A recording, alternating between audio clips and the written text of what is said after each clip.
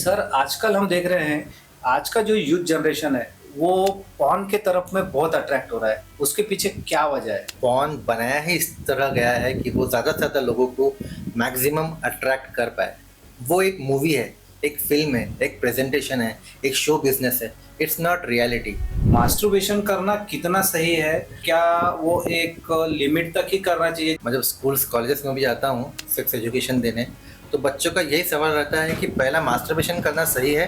अगर सही है तो कितने हद तक सही है? सर आजकल हम देख रहे हैं कि इनफर्टिलिटी के केसेस बहुत बढ़ रहे हैं। जी, हमारी ज़िंदगी, जीवन शैली ही बदल चुकी है। सर एक मेडिसिन भी आती है, वायग्रा। आजकल का यूथ उसे बहुत कंज्यूम कर रहा है। तो क्या सर ये वायग्रा रेगुलर बेसिस पे लेना सही है? जैसे इरेक्टाइल डिस्फंक्शन उनका नहीं होता है और प्री मैच्योर एजुकेशन पे भी ये कुछ काम करता है वायग्रा? ये पीडी5 इनहिबिटर है जो कि सेक्स के 1 घंटा पहले लिया जाता है और इससे पेनिस में एकदम से बहुत सारा ब्लड जाता है, जिससे कि एकदम स्ट्रॉन्ग इरेक्शन आता है। क्या सर ओरल सेक्स से कैंसर हो सकता है? सेक्स के लिए, इंटरकोर्स के लिए साइज़ मैटर करता है?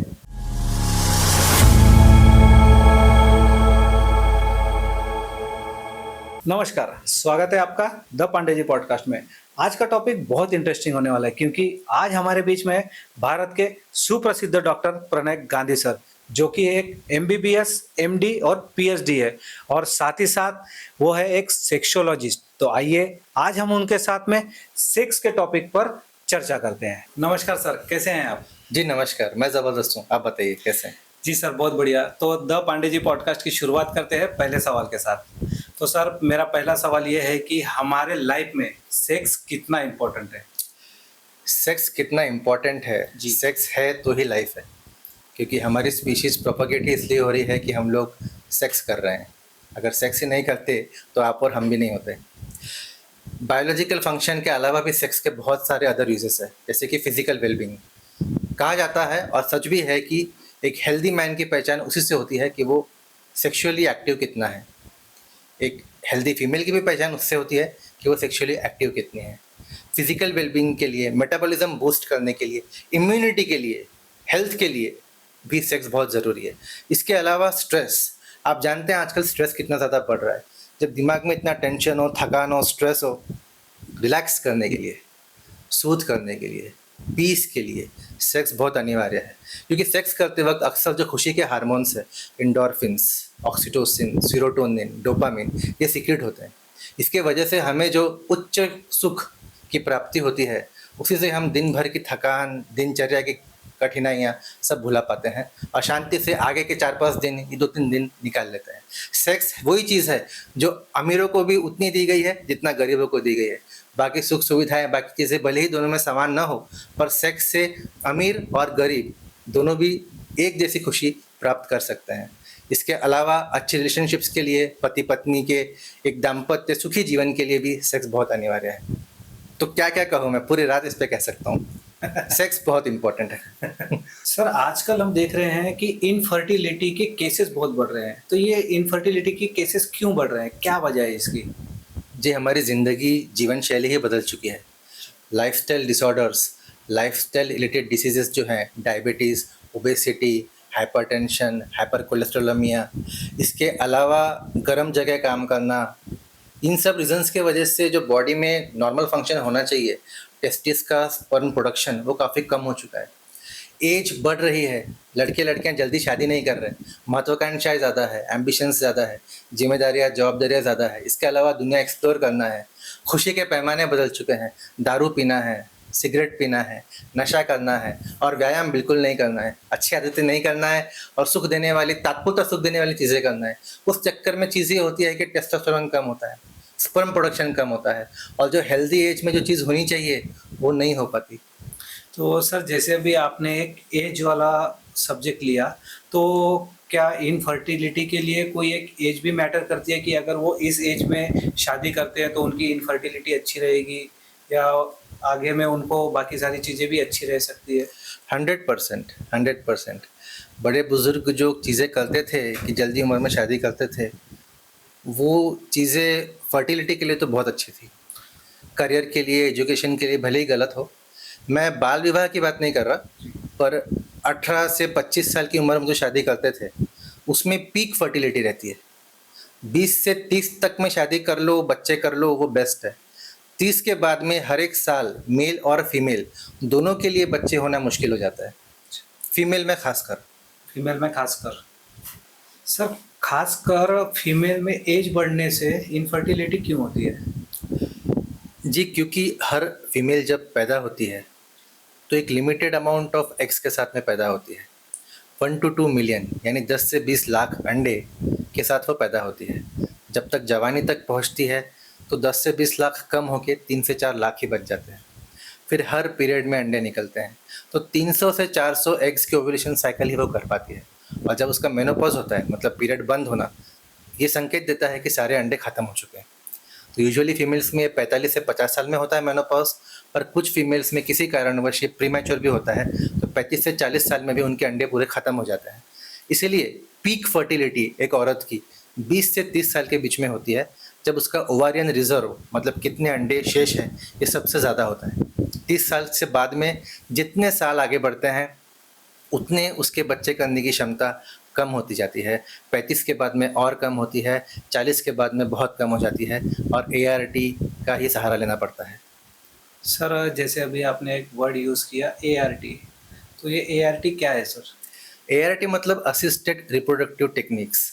ये जो IVF IOI आपने जो सुना होगा ना, जी हाँ। कि नेचुरली जो फीमेल्स या जो कपल्स कंसीव नहीं कर पाते, उनके लिए आजकल एक भगवान का चमत्कार ही मान लीजिए कि IVF की सुविधा उपलब्ध है, कि जो नेचुरली नहीं हो पा रहा, जो भगवान की देन माना जाता है, उसे गायनेकोलॉजिस्ट लोग करते हैं। सर, अभी आपने एक वर्ड यूज़ किया IVF, तो ये IVF क्या है सर? IVF मतलब इन विट्रो फर्टिलाइजेशन। विट्रो मतलब शरीर के बाहर।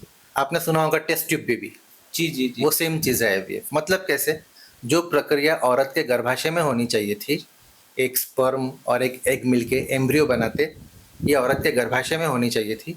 किसी वजह से, वो वजह चाहे औरत में हो, जैसे कि फैलोपियन ट्यूब्स ब्लॉक्ड हो, या कोई उसको और बीमारी हो, या आदमी का स्पर्म काउंट बहुत कम हो, और नेचुरली सेक्स करने के बाद में बच्चा नहीं हो पा रहा, तो थैंकफुली आज ये सुविधा उपलब्ध है कि स्किल्ड एम्ब्रियोलॉजिस्ट और गायनेकोलॉजिस्ट एक पेट्री डिश में या एक ट्यूब में औरत का अंडा, आदमी का स्पर्म मिलाते हैं, उसे वैसे कंड्यूसिव इन्वायरमेंट में रखते हैं कि एक एम्ब्रियो बनता है, और 4 से 5 दिन के बाद में जब वो एक ब्लास्टोसिस्ट स्टेज तक पहुंच जाता है, उसको फ्रोज़न करके या फ्रेश करके वो एम्ब्रियो ट्रांसफ़र औरत के गर्भाशय के अंदर होता है, और उससे फिर एक नए जीवन की उत्पत्ति होती है या बच्चा होता है। तो ये क्योंकि औरत के गर्भाशय की प्रोसीजर औरत के गर्भाशय के बाहर हो रही है, इसलिए इसे इन विट्रो फर्टिलाइजेशन कहा जाता है। अच्छा, सर, अभी आपने एक स्पर्म के बारे में कहा कि, और आजकल ना सर ऐसा भी हो रहा है कि लोगों के स्पर्म काउंट बहुत कम हो रहे हैं। जी, उसके पीछे की क्या वजह है? ये बहुत अच्छा सवाल किया आपने। स्पर्म काउंट्स बहुत ड्रास्टिकली रिड्यूस हो रहे हैं आदमी लोगों के। टेस्टोस्टेरोन और स्पर्म काउंट, ये दोनों भी आदमी का अंडाशय जो है, टेस्टिस है, ये बनाते हैं, समझ लो। आजकल लाइफस्टाइल चेंजेस इतने ज़्यादा हो चुके हैं, जैसे कि मैंने पहले जिक्र किया था, दारू, अल्कोहल रैम्पेंट है। अल्कोहल के बेनिफिट लोग पूछते हैं कि दारू के बेनिफिट क्या हैं, ताकि कुछ बता पाए तो हम दारू का सेवन कर पाए। आप बेनिफिट के लिए दारू नहीं पीते तो उसे स्वीकार कीजिए, उसके सिर्फ नुकसान ही नुकसान है। स्मोकिंग वर्स्ट है, दारू से भी बुरा। ओबेसिटी, सीडेंटरी लाइफस्टाइल, सिर्फ बैठे रहो और खाते रहो, आयता मिल जाए खाने को, मेहनत नहीं करना है। No exercise, artificial flavours, package foods, आप ऑर्डर करते हो प्रोसेस्ड फूड्स, इसमें ढेर सारी शुगर होती है। ये पिज़्ज़ा, बर्गर, ये फास्ट फूड, ये सब चीज़ें।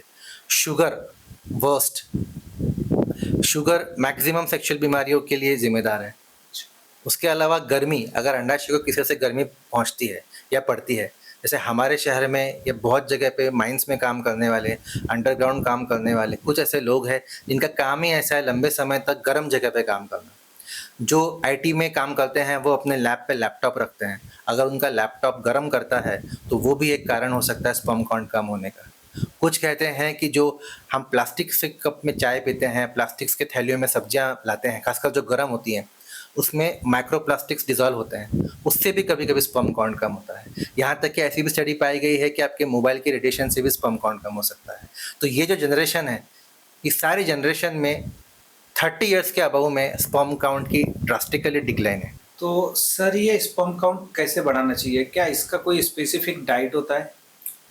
स्पेसिफिक में कहूँ तो कुछ चीज़ें बहुत इंपॉर्टेंट है, जैसे कि जिंक, ओमेगा 3 और साथ में एंटीऑक्सीडेंट्स। अभी किन किन खाने के पदार्थों में ये होते हैं? तो ताज़ी हरी सब्जियां, ताज़े फल, मुख्यतः अनार, अखरोट, अंजीर, तरबूज, खजूर, ये सिंपली इजीली ऑब्टेनेबल चीज़ें हैं। इनका डाइट में समाविष्ट कीजिए तो डेफिनेटली आपका स्पर्म काउंट बढ़ेगा। इसके अलावा अलग अलग प्रकार की सीड्स होती हैं, sunflower seeds, pumpkin seeds, watermelon seeds, chia seeds. ये जो सीड्स है इसके अंदर में हेल्दी फैट्स भी होता है, जिंक भी होता है और ओमेगा 3 भी होता है। ओमेगा 3 एक प्रकार का फैटी एसिड होता है। जो नॉनवेज खा सकते हैं उनके लिए अंडा है, फिशेस है, खासकर अगर वो खारे पानी की मछली है तो ऑयस्टर्स है, इसमें प्रचुर मात्रा में जिंक और ओमेगा 3 होता है। कड़धान्य ये बेस्ट है। रोटी और चावल इनके बजाय अगर बाजरा, ज्वार, रागी इसका डाइट में अगर समावेशन करते हैं तो ये बेटर है। ये तो खाने की बात हुई। क्या अवॉइड करना है? शुगर सबसे इम्पोर्टेंट। ये जहर है, मीठा जहर, सफ़ेद जहर। बहुत टेस्टी लगता है, त्योहारों का मौसम है, हम सब चाहेंगे मुंह मीठा करना। हमारे देश में इसी को एक शुभ चीज़ और एक खुशी देने वाली चीज़ कहा जाता है, पर अनफॉर्चुनेटली ये एक रीज़न है कि स्पर्म प्रोडक्शन कम होता है। अल्कोहल पार्टी के लिए और एक चीज़ है, दारू। दारू किसी भी अमाउंट में, किसी भी लेवल में हानिकारक है। स्मोकिंग वर्स्ट है। स्मोकिंग से टेस्टोस्टेरोन भी कम होता है, स्मोकिंग से स्पर्म प्रोडक्शन भी कम होता है। जिन जिन हीरो लोगों को फॉलो करते हैं आजकल के बच्चे स्मोकिंग या सिगार देखते हुए, मैं उनसे कहना चाहूँगा तुम कुछ भी करो, दारू पियो, एक्सरसाइज मत करो, बस स्मोकिंग मत करो। स्मोकिंग वर्स्ट है, वर्स्ट है पूरे प्रकार के हेल्थ के लिए, स्किन के लिए, बाल के लिए, स्पर्म के लिए, टेस्टोस्टेरोन के लिए स्मोकिंग वर्स्ट है। और बैठे रहना, बैठे रहना, आराम करना, रिलैक्स करना, नेटफ्लिक्स एंड चिल, टीवी देखो, रिलैक्स करो, ये सबसे बड़ा शत्रु है आज के ज़माने में। तो ये जो लाइफस्टाइल है इसे अगर चेंज कर दिया जाए, एक एक्टिव लाइफस्टाइल की जाए, at least 20-30 minutes exercise daily. Exercise नहीं जमती, 10 सूर्य नमस्कार मारो, 10 उठक बैठक मारो, इतना ही सफिशिएंट है। खाना खाने के बाद 20 मिनट तक टहलाओ, उतना ही सफिशिएंट है। उतना ही आपने कर लिया तो ठीक है, आपका आज का कोटा पूरा हो गया। 2000 स्टेप्स, 5000 स्टेप्स नहीं आप गिन पा रहे, नहीं आपके पास टेक्नोलॉजी है, उमंग नहीं है, मत करो, इतना करो। सिंपल कुछ करना इंपॉर्टेंट है, डिसिप्लिन अटमोस्ट इम्पॉर्टेंस है। अगर डिसिप्लिन नहीं है तो वो आदमी कुछ नहीं कर सकता। स्पर्म प्रोडक्शन बढ़ाने के लिए, टेस्टोस्टेरोन बढ़ाने के लिए अच्छा खाने के अलावा, अच्छा पहनने के अलावा, अच्छा हाइजीन मेंटेन करने के अलावा और चीज़ इंपॉर्टेंट है वो है खुश रहना, जो कि लोग भूल जाते हैं। मोटिवेशन, एम्बिशन, महत्वाकांक्षाएं और ज़्यादा करने के चक्कर में अक्सर स्ट्रेस पीछे रह जाता है। स्ट्रेस बढ़ जाता है और जो सुख चैन है वो पीछे रह जाता है। तो उस चक्कर में स्ट्रेस एक बहुत बड़ा रीज़न है कि स्पर्म प्रोडक्शन भी कम होता है, टेस्टोस्टेरोन भी कम होता है। जो हम अनाज खाते हैं, जो हम पोषक तत्व लेते हैं, वो हमारा शरीर डाइजेस्ट नहीं कर पाता, यूटिलाइज नहीं कर पाता। तो एक अच्छे डाइजेशन के लिए, अच्छे न्यूट्रिशन के लिए, अच्छे हेल्थ के लिए स्ट्रेस का कम होना भी बहुत ज़्यादा ज़रूरी है। मतलब सर स्ट्रेस भी हमारे बॉडी में और स्पर्म काउंट में बहुत इफेक्ट करता है। बिल्कुल।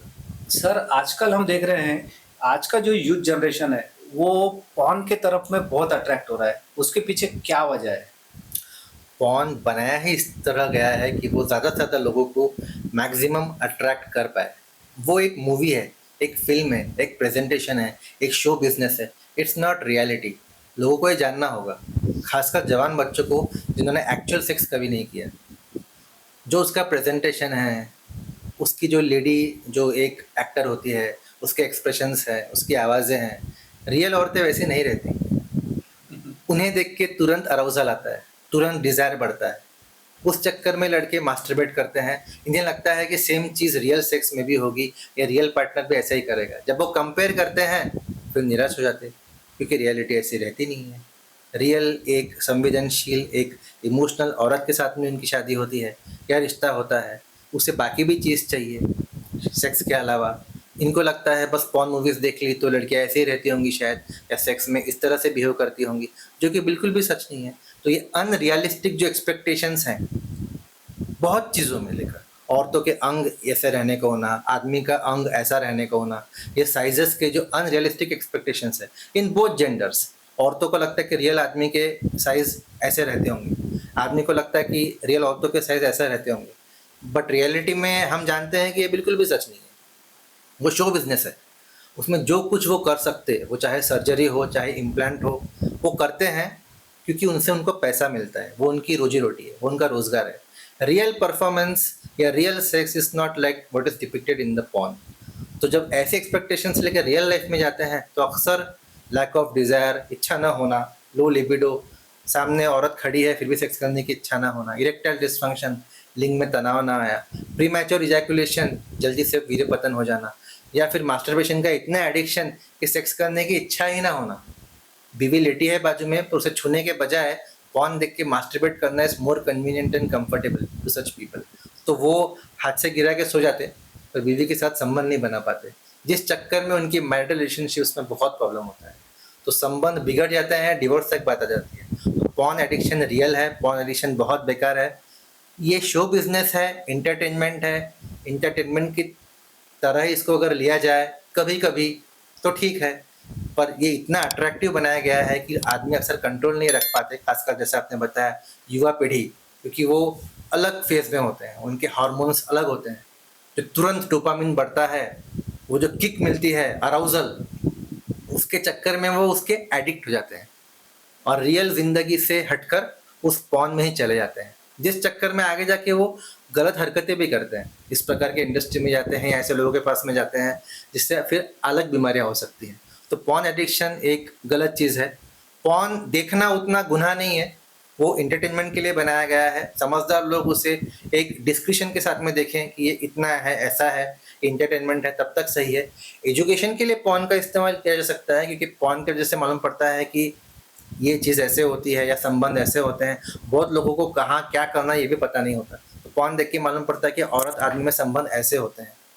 कॉन्डम का इस्तेमाल अगर बताया गया तो सेफ सेक्सुअल प्रैक्टिसेस भी अपन कर सकते हैं। और जो बाकी की चीज़ें हैं, खासकर जो अलग अलग अननेचुरल सेक्स हो रहा है आजकल का, जो पॉर्न में बताया जाता है, अलग अलग कैटेगरीज होती हैं और आदमी के दिमाग में इतनी तरह तरह की चीज़ें आती हैं कि वो अपना जो ऑर्गेजमिक लेवल है या अपना जो अराउजल है वो बढ़ाने के लिए नॉर्मल पॉर्न छोड़ के फिर अलग अलग प्रकार के पॉर्न कैटेगरीज देखता है।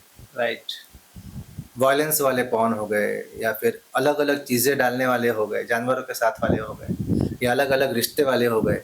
ऐसे बच्चे का देखते उनका दिमाग इस तरह से करप्ट हो जाता है कि नॉर्मल सोसाइटी में फिर वो गलत काम करते हैं या उस नज़र से बाकी लोगों को नहीं देख पाते, जो कि बहुत शर्मसार बात है। हमारे देश में जिसे इतना कल्चर का एपिटोम कहा जाता है, सांस्कृतिक, हमारा सांस्कृतिक प्रधान देश है, यहाँ ऐसा अगर हो रहा है पॉर्न देख देख के तो सच में गलत बात है और बच्चे गलत राह पे निकल चुके हैं, उन्हें लाना बहुत ज़रूरी है। तो सर, जैसे अभी आपने बहुत अच्छी जानकारी दी, इसी में एक जानकारी निकल कर आती है मास्टरबेट।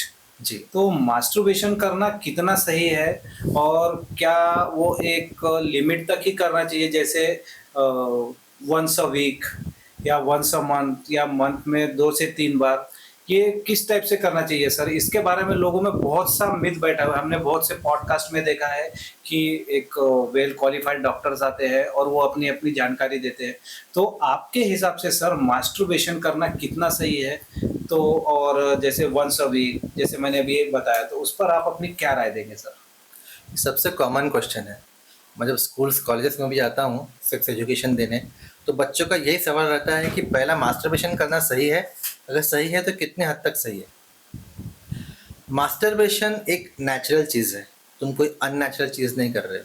सदियों से ये की जा रही है, ये एक शरीर के एक भाग है जिसकी एक ज़रूरत है। उस वक्त वो पार्टनर न मिलने के वजह से मास्टरबेशन आदमी करता है। इसके लिए नॉर्मल क्या है? नॉर्मल की परिभाषा देना बहुत मुश्किल है, क्योंकि हर आदमी की कैपेसिटी अलग अलग होती है। कोई 2 साल तक जिम जाने के बाद भी 10 किलो का डंबल उठाता है, कोई फर्स्ट डे ही 15 किलो का डंबल उठाता है। तो उसी प्रकार से कोई दिन में रोज कर सकता है, दिन में रोज 2 बार कर सकता है, कोई कोई महीने में 2 बार करता है। पर एवरेज अगर पूछा जाए तो पर week 2 to 3 times is average. इतना अगर किया जाए तो ये एक एवरेज लिमिट में आता है। कब इसे एक्सेसिव कहा जाए, जो मेन क्वेश्चन है, कब मास्टरबेशन को एक्सेसिव कहा जाए? तो हम पहले जानते हैं कि मास्टरबेशन में एक्चुअली होता क्या है। मास्टरबेशन में क्या होता है कि आप अपने हाथ की ग्रिप से अपने पेनिस को जब जर्क करते हैं, कुछ समय के बाद में आपका अराउजल बढ़ता है। अराउजल मतलब उत्तेजना बढ़ती है। अक्सर पॉर्न देख के करते हैं लोग या सोच के करते हैं, जब अराउजल बढ़ता है तो डोपामिन लेवल दिमाग में बढ़ता है। डोपामिन जो लेवल है वो किक देता है, तुरंत खुशी, तुरंत वाली जो चीज़ होती है ना किक, वो डोपामिन देता है। जिस वक्त हमारा वीर्य बाहर निकलता है, स्खलन होता है, उस वक्त डोपामिन एकदम से नीचे आता है और सीरोटोनिन लेवल बढ़ता है, धीरे धीरे धीरे धीरे धीरे। ये जो सीरोटोनिन लेवल है ये शांति का लेवल है, ये सुख। इसलिए अक्सर वीर्य गिराने के बाद में लोग शांति से सो जाते हैं, हो चाहे सेक्स हो चाहे मास्टरबेशन हो, सुकून मिलता है। ये जो सुकून है ये बहुत एडिक्टिव है।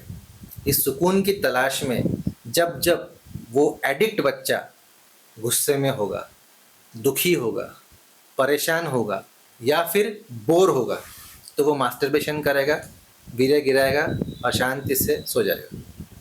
प्रॉब्लम क्या हो रहा, वो खुशी का एक ही जरिया देख रहा है, सिर्फ मास्टरबेशन करना। इसके अलावा हार्ड वर्क करना, पढ़ाई करना, कुछ अपनी हॉबीज़ रखना, स्पोर्ट्स, एक्सरसाइज, पढ़ाई, ये सब चीज़ें भूल चुका है।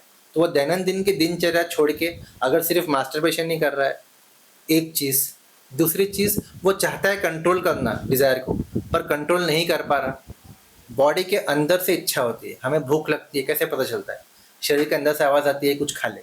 प्यास लगती है, शरीर के अंदर से आवाज़ आती है प्यास लग रही है कुछ पी ले। सेम चीज़ मास्टरबेशन के वक्त भी होता है। शरीर खुद बोलता है कि अभी बहुत दिन हो चुके हैं, अभी इच्छा हो रही है, इस वक्त उन्हें सेक्स करना चाहिए। सेक्स के लिए अगर पार्टनर ना मिले तो मास्टरबेशन करना नॉर्मल है, यह हफ्ते में 2 से 3 बार हो सकता है। पर ऐसे एडिक्ट बच्चों की सेक्स करने की इच्छा भी नहीं होती, अंदर से बॉडी से कोई कॉल भी नहीं आता, पर सिर्फ दिन भर बोर हो रहे, मेहनत नहीं करना है, कोई प्रकार का स्ट्रेस है, तो ज़बरदस्ती इच्छा बढ़ाने के लिए पॉर्न देखते। पेनिस में इरेक्शन कभी कभी आता भी नहीं तो ट्राई करते कि जैसा जैसा हो जाए, और कभी कभी इरेक्शन ना आते हुए ही इजैकुलेशन कर देते हैं। ब्रेन को आदत डालते हैं कि तुरंत तुरंत तुरंत तुरंत ऑर्गेजम आ जाए, तुरंत इजैकुलेशन आ जाए और वो सीरोटोनिन का जो सुखी वाला लेवल है वो अटेंड कर ले। इस चक्कर में ऐसे बच्चों को आगे जाके प्रीमैच्योर इजैकुलेशन, इरेक्टाइल डिसफंक्शन हो सकता है। एक्सेसिव मास्टरबेशन बुरी चीज़ है। एक्सेसिव मतलब कंट्रोल नहीं रख पाए, आप सुख की तलाश में कर रहे हो।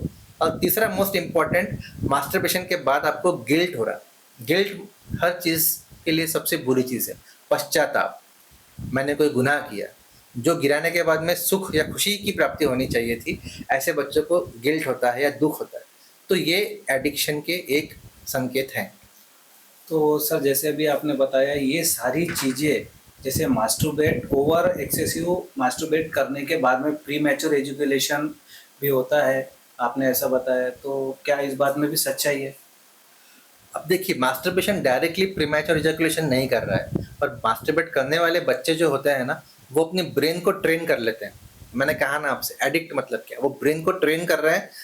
टेंशन आया, गिराओ, सो जाओ, कोई नहीं है काम करने के लिए, या दोस्त नहीं है घूमने फिरने के लिए, कुछ नहीं है, गिराओ, सो जाओ। या अकेले ऐसे कोई रूम में बैठे हैं या ऐसी कोई जगह पे है कि जहाँ पे कोई आ सकता है, पर अलग जगह है, एक किक के लिए, एक थ्रिल के लिए, गिराओ, सो जाओ। तो ये ब्रेन को उन्होंने अपने ट्रेन कर लिया है कि मेरे को तुरंत अराउजल आएगा, तुरंत खुशी मिलेंगी, तुरंत गिराऊंगा और तुरंत सुकून मिल जाएगा। तो उन्होंने अपने ब्रेन को ऐसी आदत डाल दी, ऐसी कंडीशनिंग दी। हमारा ब्रेन ना ट्रेनिंग के लिए भूखा है, इसे तुम जैसा ट्रेन करो ये वैसा ट्रेन हो जाएगा। अगर उन्होंने ट्रेन ऐसा किया है कि इंस्टेंट अराउजल और फिर इंस्टेंट ऑर्गेजम या इजैकुलेशन, तो फिर रियल सेक्स में जब वो जाएंगे ना, एक तो उन्हें वो खुशी नहीं मिलेगी, पर उस वक्त भी वो लड़की के साथ में या किसी और के साथ में पॉर्न देखेंगे या आँख बंद करके वैसा सोचेंगे, या एंग्जाइटी, गिल्ट, डिप्रेशन जो मैंने आपको कहा उनको होता है, उस वजह से अक्सर प्रीमैच्योर इजैकुलेशन होता है। तो मास्टरबेशन पर से इज नॉट रिस्पॉन्सिबल, पर जो ये आसपास की चीज़ें हैं इसकी वजह से अक्सर प्रीमैच्योर इजैकुलेशन होता है। और ये लोग खुद को ब्लेम करते रहते हैं कि मैंने 15 साल तक मास्टरबेशन किया इसलिए मुझे अभी प्रीमैच्योर इजैकुलेशन हो रहा है, मैंने तब ऐसा किया इसलिए मुझे अभी ऐसा हो रहा है। और इस गिल्ट की वजह से क्या होता है, और प्रीमैच्योर इजैकुलेशन होता है। क्योंकि हर वक्त सेक्स के लिए जाते हैं तो बैक ऑफ द माइंड वही रहता है कि यार मेरा होगा कि नहीं होगा, मैंने इतने साल मास्टरबेशन किया, अब मेरा हो पाएगा कि नहीं हो पाएगा। उस चक्कर में और प्रीमैच्योर इजैकुलेशन होता है। और sir erectile dysfunction? Erectile dysfunction भी मास्टरबेशन से हो सकता है, क्यों नहीं हो सकता। इरेक्टाइल डिसफंक्शन कब होता है, जब आपको उतना अराउजल ही ना मिले, आपको जिस खुशी, जिस उत्तेजना की जरूरत थी सामने वाला पार्टनर उतना प्रोवाइड नहीं कर पा रहा, या आपका दिमाग उतना नहीं ले पा रहा। जो पॉर्न देख के या मास्टरबेट करने के एडिक्ट हैं, जिन्हें उस लेवल का अराउजल चाहिए। मैंने कहा ना, पॉर्न वाला आदमी दारू पीने वाला आदमी जैसा होता है। किसी को बोलो 1 क्वार्टर से 90 पे आ, वो नहीं आ पाएगा। 1 क्वार्टर के बाद ही उससे वो खुशी मिलती है। 1 क्वार्टर से बढ़ा सकता है, वो कम नहीं कर सकता। इसे दारू छोड़ने में लोगों को बहुत प्रॉब्लम होती है, या तो पूरा छोड़ो या फिर नहीं छोड़ पाओ। सेम पॉर्न में होती है। वो अराउजल जो है उसे अगर नहीं मिलता है रियल औरत में, रियल औरत वैसे एक्सप्रेशंस नहीं दे रही जैसे पॉर्न में देती है, जो वो अभ्यस्त है देखने का, तो उसका अराउजल ही नहीं होगा, तो उसका इरेक्शन ही नहीं होगा। दूसरी बात, उसे भी हमेशा गिल्ट रहेगा, पश्चाताप रहेगा, डिप्रेशन रहेगा कि मैंने तो गलत किया, मैं चाहता था कंट्रोल करना पर मैं कंट्रोल नहीं कर पाया, इसलिए उसे इरेक्टाइल डिस्फंक्शन भी रहेगा। और तीसरी चीज़, मास्टरबेशन में ना कंपल्शन होता है। कंपल्सिव डिसऑर्डर एक प्रकार का है। कंपल्सिव डिसऑर्डर मतलब क्या? आदमी चाहता है, अर्ज अर्ज होती है उसे कि मैं करूं, पर वो कंट्रोल नहीं कर पाता और उसका हाथ बराबर जाता और वो ज़बरदस्ती करता है। तो एक प्रकार का कंपल्सिव डिसऑर्डर है मास्टरबेशन, जो कि आदमी चाह के भी कंट्रोल नहीं कर पाता। ये मेन प्रॉब्लम है एडिक्ट लोगों में। तो सर सेक्स का कहीं ना कहीं कनेक्शन हमारे माइंड से भी होता है, यानी हमारे विचारधारा पे। जी बिल्कुल। बहुत से पुराने महान लोगों का कहना है कि जो सेक्स है वो आदमी के पैरों के बीच में नहीं बल्कि कानों के बीच में होता है। तो जो डिज़ायर है, लिबिडो है, अराउजल है, इंटीमेसी है, प्लेजर है, ग्रेटिफिकेशन है, ऑर्गेज़म है, इन सब का एपिसेंटर जो है मुख्यतः वो हमारा ब्रेन ही है। आप सोचो तो सब सुंदर है, सब सेक्सी है, वरना सब पत्थर है। तो सर ये इरेक्टाइल डिसफंक्शन क्या है? इरेक्टाइल डिस्फंक्शन मतलब जब आदमी अपने पेनिस है, मेल सेक्सुअल ऑर्गन, उसे इरेक्ट नहीं कर पा रहा है, यानी कि उसमें तनाव नहीं आ रहा है सेक्स के वक्त में, या तो बिल्कुल ही तनाव नहीं आ रहा है या आता है पर जब करने जाओ तो ढीला हो जाता है, तो सेक्स नहीं हो पाता। इसे हम इरेक्टाइल डिस्फंक्शन कहते हैं। सर ये इरेक्टाइल डिसफंक्शन क्या है और ये कितना कॉमन है? इरेक्टाइल डिस्फंक्शन सिंपली बोलूँ तो पेनिस में तनाव न आना या तनाव आने के बाद में सेक्स करने से पहले ही ढीला गिर जाना, जिस वजह से सेक्स न हो पाना, ये इरेक्टाइल डिस्फंक्शन है। लोग जितना समझते हैं ये उससे ज़्यादा कॉमन है। 50% of man about the age of 40, 40 साल से उम्र के लगभग 50% लोगों को इरेक्टाइल डिस्फंक्शन कभी ना कभी ज़रूर हुआ।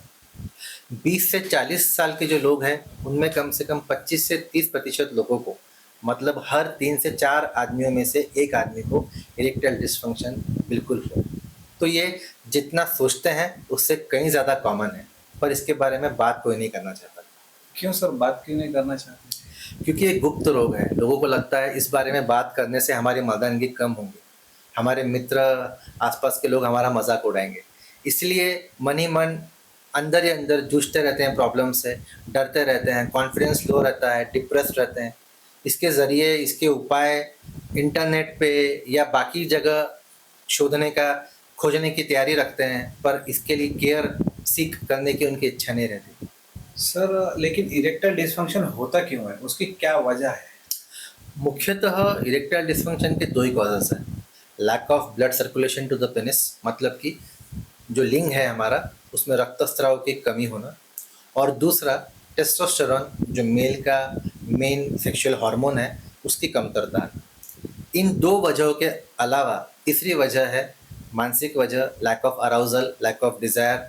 अगर तुम्हारी इच्छा ही नहीं है, किसी वजह से परेशान हो, आपसी मतभेद है पार्टनर के साथ में, डरे हो, घबराए हुए हो, एंग्जाइटी है, तो भी इरेक्टाइल डिस्फंक्शन हो सकता है। जो पहली वजह मैंने आपको बताई, वैस्कुलर रीजंस, ब्लड सर्कुलेशन की कमी, ये सबसे ज़्यादा कॉमन रीज़न। ये क्यों हो रहा है? ये इसलिए हो रहा है कि हमारे लाइफस्टाइल आज बदल चुकी है। हम मोबाइल का इस्तेमाल ज़्यादा करते हैं, पैरों का इस्तेमाल कम करते हैं, हर चीज़ ऑर्डर करते हैं, बस घर बैठे बैठे टीवी के सामने नेटफ्लिक्स एंड चिल करते हैं, व्यायाम करना भूल चुके हैं, इंजॉयमेंट के लिए स्पोर्ट्स खेलना भूल चुके हैं, खाना हमें फ़ोन पे ऑर्डर करके चाहिए बाहर का, घर का शुद्ध बना हुआ सिंपल खाना हमें पसंद नहीं आता। हम दारू को, सिगरेट को एक पार्टी का एक अभिन्न अंग मानते हैं, हमें लगता है इसके बिना एंजॉयमेंट हो ही नहीं सकता। इन सब चीज़ों का बॉडी पे प्रभाव पड़ता ही है। आप अच्छा खाएंगे नहीं, अच्छे से सोएंगे नहीं, रात को 3-3 बजे तक आप जागते रहेंगे, फिर सुबह देर तक उठेंगे और कहेंगे यही हमारी लाइफस्टाइल है, क्योंकि फलाना ऐसा करता है या हमारा काम ऐसा है। ये चीज़ गलत है। आपकी बॉडी आपको जवाब देगी। अगर आप लैपटॉप ज़्यादा रख रहे हैं, आपका अगर अंडाशय पे गर्मी ज़्यादा बढ़ रही है, टाइट टाइट पैंट्स पहन रहे हैं, भारत जैसे क्लाइमेट में लेदर के पैंट्स पहन रहे हैं, तो टेस्टोस्टेरोन प्रोडक्शन कम हो गई। इसके अलावा आपकी अगर उम्र बढ़ती है, 40 साल से ऊपर आप होते हो, तो नेचुरली भी टेस्टोस्टेरोन लेवल आपका कम होता ही है, जिसे हम एंड्रोपॉज कहते हैं। जैसे फीमेल में मेनोपॉज होता है, अंडे बंद हो जाना बनना या पीरियड्स बंद हो जाना, वैसे आदमी में भी जब टेस्टोस्टेरोन कम होता है एक उम्र के बाद में, तो उसे हम एंड्रोपॉज कहते हैं। 40 साल के बाद उसकी शुरुआत होती है और लगभग 60-65 तक आदमी में भी टेस्टोस्टेरोन की जो मात्रा है वो काफ़ी कम हो जाती है मेजोरिटी में। तो ये मेन रीजंस यही है। तो सर जैसे ये टेस्टेरोन कम हो जाता है तो हमारे बॉडी में क्या इफेक्ट होता है उसका?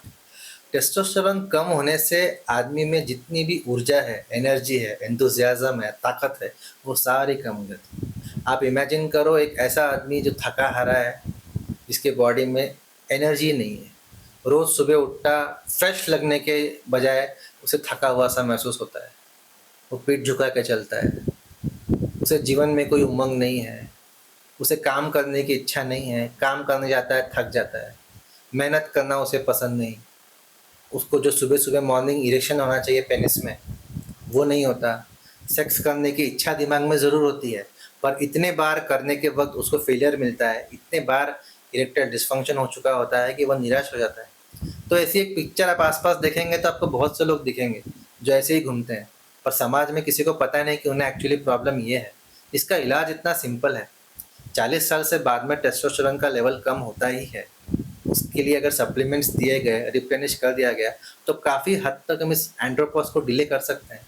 और जैसे आपको ये सप्लीमेंट देके या आपका हार्मोन लेवल बढ़ता है, आपको चेंजेस दिखते हैं, आपकी मस्कुलर फिजिक होती है, आप एनर्जेटिक फील करते हैं, आपका कंसंट्रेशन बढ़ता है, आपकी आंखों में वो चमक दिखती है, आप सीधे चलते हैं, आंखों से आंखें मिला के बात करते हैं, आपका कॉन्फिडेंस देखकर ही लोग आपसे प्रभावित हो जाते हैं। तो यही जो आदमी की पेक्युलर कैरेक्टरिस्टिक्स है, दिस आर ऑल एट्रीब्यूटेड, कि दाढ़ी है, शरीर पे जो बाल हैं, मैस्कुलिन वॉइस है, ये तो शुरुआत के स्टेज में हो गया, पर बाद में जो कॉन्फिडेंस है, जो अब कहते हैं कि ये कुछ करने वाला आदमी है, ये कुछ कर गुजरेगा, हम कहते हैं ना ऐसा कि हाँ इसकी बातों में दम लगता है, ये कुछ करेगा, तो ये भी एक साइंस एंड सिम्टम्स है कि इस आदमी का टेस्टोस्टेरोन पर्याप्त अमाउंट में है।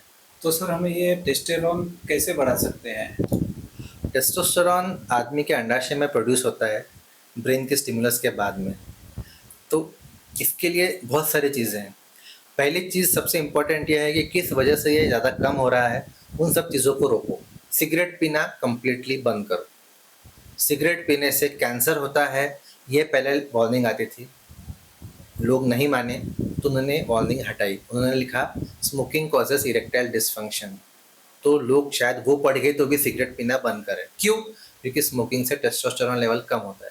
स्मोकिंग बिल्कुल बंद करो, नंबर 1 प्रायोरिटी। अल्कोहल भी बंद करो। फैटी फूड्स, तली गली चीज़ें, शुगरी फूड्स, हर प्रकार का मीठा कंप्लीटली बंद करो। एक्सरसाइज करो, जानते सब है, करता कोई नहीं। 20 मिनट एक्सरसाइज करो। नहीं मिलता टाइम जिम जाने का, बिजी रहते हो, व्यस्त रहते हो, आप प्रधानमंत्री जी से भी ज़्यादा बिजी हो, आपको 15 मिनट का भी टाइम नहीं मिलता। घर में 10 सूर्य नमस्कार मारो, 10 उठक बैठक मारो। आपकी कमर या back major group of muscle है, आपका thigh major group of muscle है, वहाँ का ब्लड सर्कुलेशन अच्छा रहेगा, वहाँ का मसल टोन अच्छा रहेगा, तो भी टेस्टोस्टेरोन बनने में मदद मिलेगी। इसके अलावा आपकी diet should be high in omega 3, zinc, protein, vitamins, fresh fruits, fresh vegetables, berries, हर प्रकार की seeds, pumpkin, sunflower, watermelon, chia. इसके अलावा अनार, अखरोट, अंजीर, अखरोट बेस्ट है, तरबूज, खजूर, ये सब चीज़ों से नेचुरली आपका टेस्टोस्टेरोन बढ़ता है। इसके अलावा अगर आपकी उम्र हो चुकी है, एक समझो 50-60 साल के आप हो चुके हैं, और आपका क्लिनिकली आपका जो टेस्टोस्टेरोन है वो काफ़ी कम हो चुका है रेफरेंस से, 150-100 इतना ही है, तो हमें फिर टेस्टोस्टेरोन सप्लीमेंटेशन देना पड़ता है, जिसे हम TRT कहते हैं, टेस्टोस्टेरोन रिप्लेसमेंट थेरेपी। ये डॉक्टर के गाइडेंस में ही आपको दी जाती है, और जैसे ही आपको ये मिलता है वैसे ही आपके बॉडी में विजिबल चेंजेस दिखते हैं। एनर्जी बढ़ना, एफिशिएंसी बढ़ना, रौनक बढ़ना, सारे जो दुखियारी सिम्टम्स है सारे दूर हो जाते हैं। इसके अलावा टेस्टोस्टेरोन बढ़ाने के लिए सबसे इम्पॉर्टेंट है आपका स्ट्रेस फ्री रहना, खुश रहना, एंडोर्फिन्स ब्रेन में रिलीज होना, जो कि एक्सरसाइज से होता है, अच्छे ह्यूमन रिलेशनशिप से होता है, दोस्तों के साथ मिलने से होता है, अच्छी गर्लफ्रेंड के साथ, बीवी के साथ बात करने से होता है। ऑक्सीटोसिन रिलीज होना जो सेक्स के वक्त में होता है, ये होते रहा, आप प्रोटीन युक्त खाना खा रहे, एक्सरसाइज कर रहे, अच्छी नींद होना, 7 से 8 घंटा सो रहे, तो आपका टेस्टोस्टेरोन बढ़ने से कोई नहीं रोक सकता। सर हम देख रहे हैं कि आजकल साइंस बहुत आगे जा चुका है, तो क्या इरेक्टाइल डिस्फंक्शन के लिए कुछ टेक्निक्स है?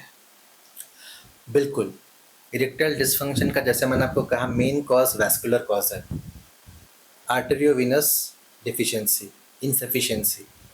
तो अगर पेनिस में ब्लड सर्कुलेशन की अगर कमी होती है किसी वजह से, तो हमें सिर्फ पेनिस का ब्लड सर्कुलेशन इम्प्रूव करना है। उसके लिए दो बहुत ज़बरदस्त चीज़ें हैं, एक है पी शॉट और एक है शॉक वेव।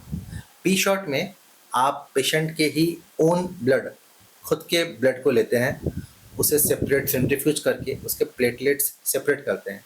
जो हमें रक्त कोशिकाएं हैं उसमें जो प्लेटलेट होता है वो सेम चीज़ जो डेंगू में कम होता है, उसमें ग्रोथ फैक्टर्स होते हैं। वो ग्रोथ फैक्टर्स टिश्यू रिपेयर करने में, इन्फ्लेमेशन कम करने में, नर्व रिपेयर करने में, वेन्स आर्टरीज रिपेयर करने में मदद करते हैं। तो जब ये पी शॉट हम पेनिस में देते हैं, लगभग 4 to 5 सिटिंग्स के बाद ही उसे अनुभूति होती है कि बेटर इरेक्शन हो रहा है, थोड़ा सा थिकनेस बढ़ रहा है, उसका जो कॉन्फिडेंस है अपने आप बढ़ने लगता है। ये एक बहुत ज़बरदस्त चीज़ है, पी शॉट या प्राइपस शॉट जिसे हम कहते हैं। दूसरा है शॉक वेव। शॉक वेव में भी हम पेनिस का ब्लड सर्कुलेशन बढ़ाते हैं, पर एक शॉक वेव के द्वारा, मतलब इलेक्ट्रिक करंट से पेनिस के ऊपर में शॉक वेव होती है। अंदर के पार्ट में माइक्रो इंजरीज होती है, वो इंजरीज भरने के लिए वहाँ नया मसल, नया ब्लड वेसल, नया नर्व डेवलप होता है, और रिपीटेड सेटिंग्स के बाद में इनकी फ्रीक्वेंसी भी बढ़ जाती है इम्प्रूव होने की, और 4 से 5 सेटिंग के बाद ही आपको ड्रामेटिक डिफरेंस मिलता है बिफोर और आफ्टर कंडीशन में। तो दवाई के साथ साथ अगर इसको लिया जाए, पी शॉट और शॉक वेव दोनों को, तो पेशेंट को ज़बरदस्त फ़ायदा है। तो सर क्या पी शॉट और शॉक वेव दोनों एक साथ लेना पड़ता है या अलग अलग भी ले सकते अलग अलग भी ले सकते हैं, पर यूजुअली अगर कंबाइंड दिया गया तो बेटर है। इसके अलावा इन्वेजिव चीज़ें बहुत सारी है, अलग अलग लोग इंजेक्ट करते हैं, फिलर्स डालते हैं, हाइलुरोनिक एसिड के फिलर्स पेनिस में, थोड़ा सा साइज़ इंप्रूव करने के लिए, कॉस्मेटिक अपीयरेंस के लिए। या कुछ लोग अगर कंप्लीट इरेक्टाइल डिसफंक्शन है, नॉन रिस्पॉन्सिव टू एवरीथिंग, तो फिर सर्जरी की ओर भी जाते हैं और इम्प्लांट भी कराते हैं, पर वो लास्ट स्टेज है, मैं वो यूजुअली रिकमेंड नहीं करता। यूजुअली इन्हीं चीज़ों से पेशेंट को ड्रामेटिक डिफरेंस मिल जाता है। अब तक मैंने लगभग 1.5 से 2 लाख पेशेंट्स देखे हैं, तो किसी को भी पिनल इम्प्लांट या टर्मिनल स्टेज में जाने की ज़रूरत नहीं पड़ी है। या इंट्राकेवर्नोसल इंजेक्शंस भी एक चीज़ होती है, जिसमें हम पेनिस पे इंजेक्ट करते हैं सिर्फ सेक्स के 1 घंटे पहले, और वो 4 घंटे तक उसका असर होता है मैक्सिमम, और उसके बाद में वो इरेक्शन लूज हो जाना चाहिए, वरना हम वहाँ का ब्लड निकाल लेते हैं। पर यूजुअली ये पी शॉट और जो शॉक वेव है, ये काफ़ी पेन फ्री और नेचुरल चीज़ें हैं। ये रीजनरेटिव थेरेपीज में आती है। रीजनरेटिव मतलब क्या? जनरेशन तो अपने आप हो रहा है, ये रीजनरेशन कर रहा है, और ज़्यादा ब्लड वेसल, और ज़्यादा नर्व, और ज़्यादा टिश्यू रिपेयर कर रहा है, जिससे वो जगह पे आपका ब्लड जो है वो ज़्यादा बहता है। इसके अलावा टेस्टोस्टेरोन सप्लीमेंटेशन या फिर टेस्टोस्टेरोन बढ़ाने के लिए जो नेचुरल सप्लीमेंट्स है, वो अगर हम इसके साथ साथ दें, तो पेशेंट को डेफिनेटली इरेक्टाइल डिसफंक्शन में फ़ायदा होगा। सर जैसे अभी आपने तो काफ़ी अच्छी जानकारी दी शॉक वेव और पी शॉट पे।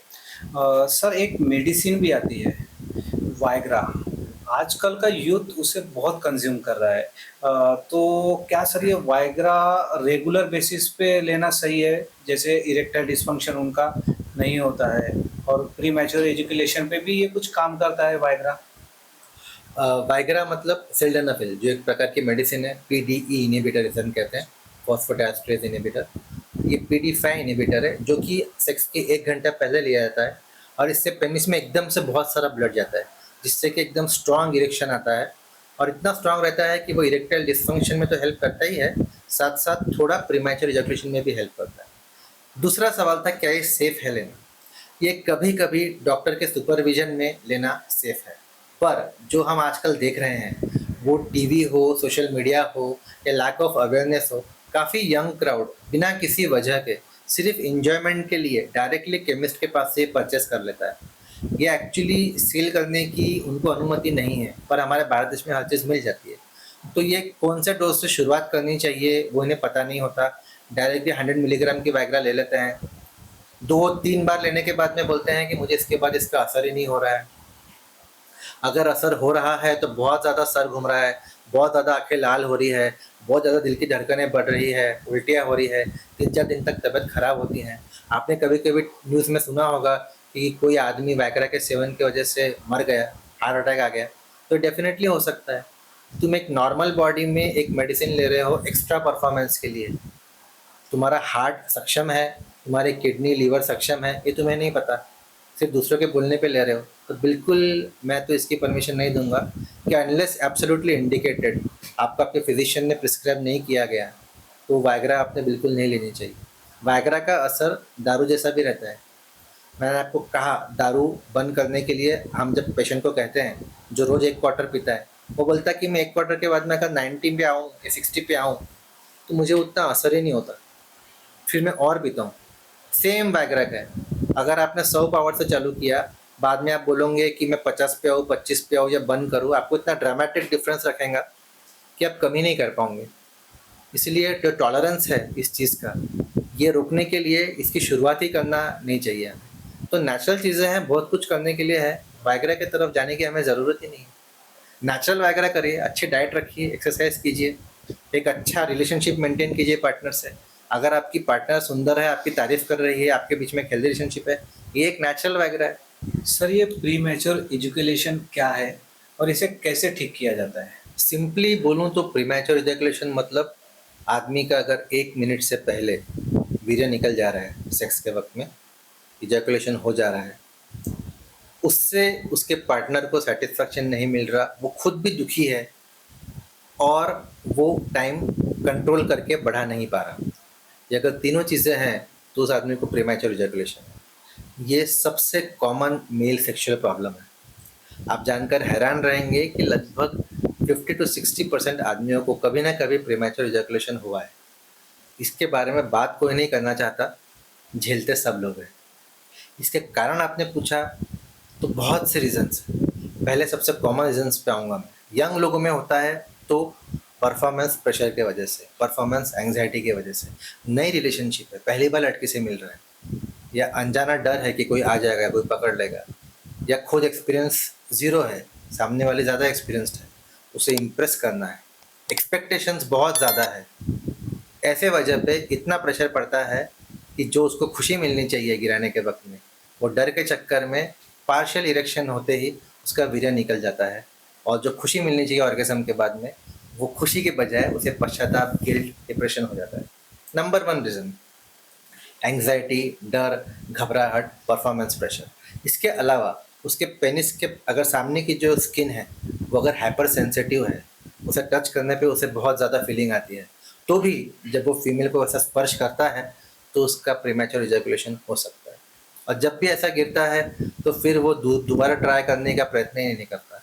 वो रोमांस, ये सब अच्छी बातें करना भूल के उस दुख में ही अपना मुंह खराब करके उल्टा होके सो जाता है, या वहाँ से बाहर आ जाता और फिर मुंह लटकाए घूमता रहता। तो ये जो गिल्ट है, डिप्रेशन है, जो कि नहीं होना चाहिए, ऑर्गेज़म के बाद मैंने खुश होना चाहिए, वो दुखी घूमता है। ये एक मेजर रीज़न है। तीसरा, अगर उसे पॉर्न देख के मास्टरबेट करने की आदत है, उसने अपने दिमाग को ट्रेन करके रखा है कि मैं तुरंत अराउजल रहूँगा और तुरंत वीर्य गिरा के सो जाऊँगा। उसके ब्रेन को ऐसा एडिक्शन हो चुका है तुरंत तुरंत तुरंत तुरंत निकालने का, कि रियल सेक्स में भी सेम चीज़ हो जाती है। Practice makes man perfect. अगर वो प्रैक्टिस वैसी कर रहा है जल्दी गिराने की, तो सेक्स में भी वैसे ही करेगा। तो ये एक रीज़न है। इसके अलावा ऑर्गेनिक कॉजेज डेफिनेटली हैं, थायराइड है, डायबिटीज़ है, ओबेसिटी है, हाइपरलिपिडेमिया है। अगर उसके पेनिस का ब्लड सर्कुलेशन कम है, अगर उसको इरेक्टाइल डिस्फंक्शन भी साथ में है, तो उसे अक्सर डर होता है कि मेरा इरेक्शन लूज होने से पहले मैं गिरा दूँ, ताकि एटलीस्ट सेक्स तो भी हो पाए। तो इस चक्कर में भी कभी कभी प्रीमैच्योर इजैकुलेशन होता है। बच्चा पैदा करने के लिए अक्सर मैंने देखा है कि आदमियों को प्रीमैच्योर इजैकुलेशन होता है, क्योंकि उनमें प्रेशर रहता है कि फीमेल डॉक्टर ने अभी मेरी बीवी को इंजेक्शन दिया है और अभी मेरे को सेक्स करना ही पड़ेगा वरना हमारा बच्चा नहीं होगा। तो वो इंजॉय करने के बजाय जल्दबाजी में गिराना है करके 2-3 सेकंड में गिरा देता। पर इस चक्कर से प्रीमैच्योर इजैकुलेशन से भी कभी कभी इनफर्टिलिटी होती है, कि कुछ लोगों को इतना सीवियर प्रीमैच्योर इजैकुलेशन होता है कि वो इंसर्ट ही नहीं कर पाते, अंदर घुसने से पहले बाहर ही निकल जाता। ऐसे कंडीशन में मेडिकल हेल्प उन्हें लेनी चाहिए। नेचुरली हम क्या कर सकते हैं प्रीमैच्योर इजैकुलेशन के लिए? Practice makes man perfect. अपने ब्रेन को ट्रेनिंग दो ताकि तुम लंबे समय तक इसे रोक पाओ। तुम्हारा जो डोपामिन तुरंत बढ़ जा रहा, उसे धीरे धीरे धीरे धीरे बढ़ने दो। कैसे? फोन देखना बंद करो, बात करो, कम्युनिकेशन ओपन रखो। रिलेशनशिप में सबसे इम्पोर्टेंट चीज़ क्या है? कम्युनिकेशन। अपने पार्टनर से बात करो, उसकी भावनाओं को समझो, उसकी तारीफ करो, एक इंटीमेसी, एक बॉन्ड डेवलप करो। आपके हाथ पकड़ने से ही उसके मन में वो सुख, शांति और अराउजल, इंटीमेट वाली फीलिंग, सब चीज़ें आ जानी चाहिए। अगर ऐसा होता है तो आप सेक्स लाइफ ऐसे ज़बरदस्त एंजॉय करेंगे कि आपको किसी और नशे की ज़रूरत नहीं पड़ेगी। इसके अलावा कुछ नेचुरल टेक्निक्स हैं। अगर आपके पार्टनर कोऑपरेटिव है तो स्क्वीज टेक्निक है। सेक्स के वक्त में वो आपके पेनिस को अंगूठे और उंगली के बीच में लेकर अगर दबा देती है गिरने के वक्त में, स्क्वीज, तो 5 सेकंड तक दबा के रखती है, तब इजैकुलेशन रिफ्लेक्स रुक जाता है, नहीं हो पाता है। स्टार्ट एंड स्टॉप टेक्निक है। आप करते रहिए, 10-15 जग्स के बाद आपको लगता है मेरा गिरने वाला है, वहीं रुक जाइए। ये वहीं रुकने की जो चीज़ है ये सबसे इम्पॉर्टेंट है, ये प्रैक्टिस से ही आती है। इसे हम एजिंग कहते हैं। एज पे जाना, पहाड़ के एज पे जाना, पर कूदना नहीं। एज पे जाना, पीछे आना, एज पे जाना, पीछे आना। हम अक्सर जब दूध गर्म करते हैं ना गैस पे, वो ध्यान में रखना है, वो लड़कों को अनुभव है क्योंकि ये इसकी प्रैक्टिस नहीं रहती। हम फुल आंच पे रखते हैं, दूध उफनने जाता है। अगर उफन गया तो तुम हार गए, तुम्हें तुरंत सिम पे करना पड़ता है, बंद करना पड़ता है। तो बिल्कुल जैसे ही उसको अपन गरम कर रहे, अपने को लग रहा है अपना पे निकल जाएगा, वहीं रुक जाना और पूरा एक्सपोजर हटा देना, आंख बंद करना और किसी के एकदम खराब शक्ल सोचना जिससे आप बहुत नफरत करते हैं। आपके दुश्मन का इस वक्त फायदा उठाओ, उसकी खराब शक्ल सोच के आप स्टॉप, रुक जाएंगे, आपके मन में इजैकुलेशन की रिफ्लेक्स चली जाएगी, फिर आंख खोलना, फिर स्टार्ट, फिर किस करना, फिर फोरप्ले करना, फिर जब इरेक्शन होगा फिर घुसाना, फिर 5-10 जर के बाद फिर जब दूध ऊपर उफान में है तब वापस से सीम पे कर देना। तो ऐसा कर करके आप 2 से 5 मिनट को आधा घंटा 1 घंटा तक डेफिनेटली कर सकते हैं। कुछ सिंपल चीज़ें हैं जो कि सेंसिटिव पेनिस के लिए आप घर पे कर सकते हैं। एक है बाथ थेरेपी। नहाते वक्त सामने की फोर स्किन पीछे करके सामने के सेंसिटिव पेनिस पे आधा मग्गा गर्म पानी, आधा मग्गा ठंडा पानी, आधा मग्गा गर्म पानी, आधा मग्गा ठंडा पानी। सेम टेक्निक्स जो कराटे वाले के लोग करते हैं हाथ को सख्त करने के लिए, गर्म रेती में डालते हैं। हम गर्म रेती में तो पेनिस को डाल नहीं सकते, तो एटलीस्ट ल्यूकवार्म वाटर और ठंडा पानी से कर रहे हैं। धूप में रखिए, सन थेरेपी, सामने के भाग को 2 से 3 मिनट तक, इससे वो सामने की सेंसिटिविटी कम होगी। इसके अलावा मेडिसिन भी हैं, पर हाँ, वायग्रा का उपयोग या जेल्स और क्रीम का उपयोग जो लोग करते हैं अक्सर, ये ना करिए, क्योंकि इसके चक्कर में फ़ायदा कम और नुकसान ज़्यादा है। कई लोगों को इससे दूसरी प्रॉब्लम लग गई, जिनका इरेक्शन अच्छा होता था उनके इरेक्शन होना भी कम हो चुका है। तो बिहेवियरल टेक्निक, कपल काउंसलिंग, अच्छा रिलेशनशिप, अच्छे से बात करना, फोरप्ले में ज़्यादा समय देना, डॉक्टर के गाइडेंस से मेडिकेशन लेना, एक्सरसाइज अच्छी रखना, डाइट अच्छी रखना और मास्टरबेशन लिमिट में कम से कम करना, ये इन सब चीज़ों से हम डेफिनेटली टाइमिंग बढ़ा सकते हैं और प्रीमैच्योर इजैकुलेशन से इजाद पा सकते हैं। सर, एक गुड सेक्स लाइफ क्या है? It's a highly subjective question, but फिर भी मैं कहना अगर चाहूँ तो गुड सेक्स लाइफ वो है जिसमें दोनों पार्टनर्स की मौजूदगी हो। इसका मतलब मेल और फीमेल दोनों एक्टिवली इन्वॉल्व है सेक्स में। ऐसा नहीं कि आज मेरी इच्छा है तो मैं ही करूँगा और दूसरा जो पार्टनर है वो ज़ॉम्बी या लाश बन के पड़ा रहेगा, ऐसा नहीं। मेरी इच्छा है, दूसरे की नहीं है, तो दूसरे ने उतनी फ्लेक्सिबिलिटी, उतनी ओपननेस दिखानी चाहिए कि ठीक है, मेरी नहीं भी है पर मैं भी प्रयत्न करूँगी या करूँगा। पहले वाले की ज़्यादा इच्छा है कुछ अलग अलग चीज़ें करने की, तो उसे समझना चाहिए सामने वाले की बाउंड्रीज कहाँ तक है, उसका कंसेंट लेना चाहिए। मैं ये करना चाहता हूँ, करूँ? अगर ये मना कर रही है तो रुक जाना चाहिए। रिस्पेक्टिंग बाउंड्रीज,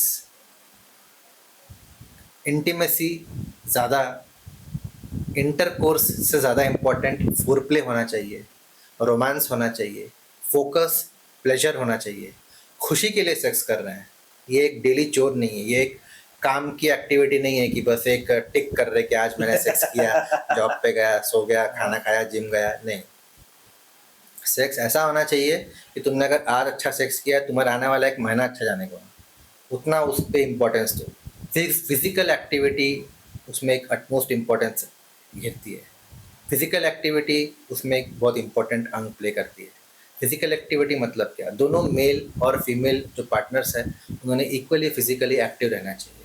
हर पोजीशंस में, हर तरीके से उतना फिजिकल एंड्योरेंस, उतना जो है उत्तेजना, एंथुजियाज्म वो दिखाना चाहिए। मेंटल कनेक्शन, अगर सामने वाले पार्टनर को कुछ चीज़ें पसंद है, ऐसी आवाज़ें निकालना या इस प्रकार से बात करना या ऐसा कुछ कह देना, मैं अक्सर कहता हूँ कि औरतों को शाहरुख खान टाइप आदमी ज़्यादा पसंद आता है इमरान हाशमी से। अक्सर आदमी पूछते हैं कि सेक्स क्या, उनका मतलब सिर्फ इंटरकोर्स होता है, नहीं।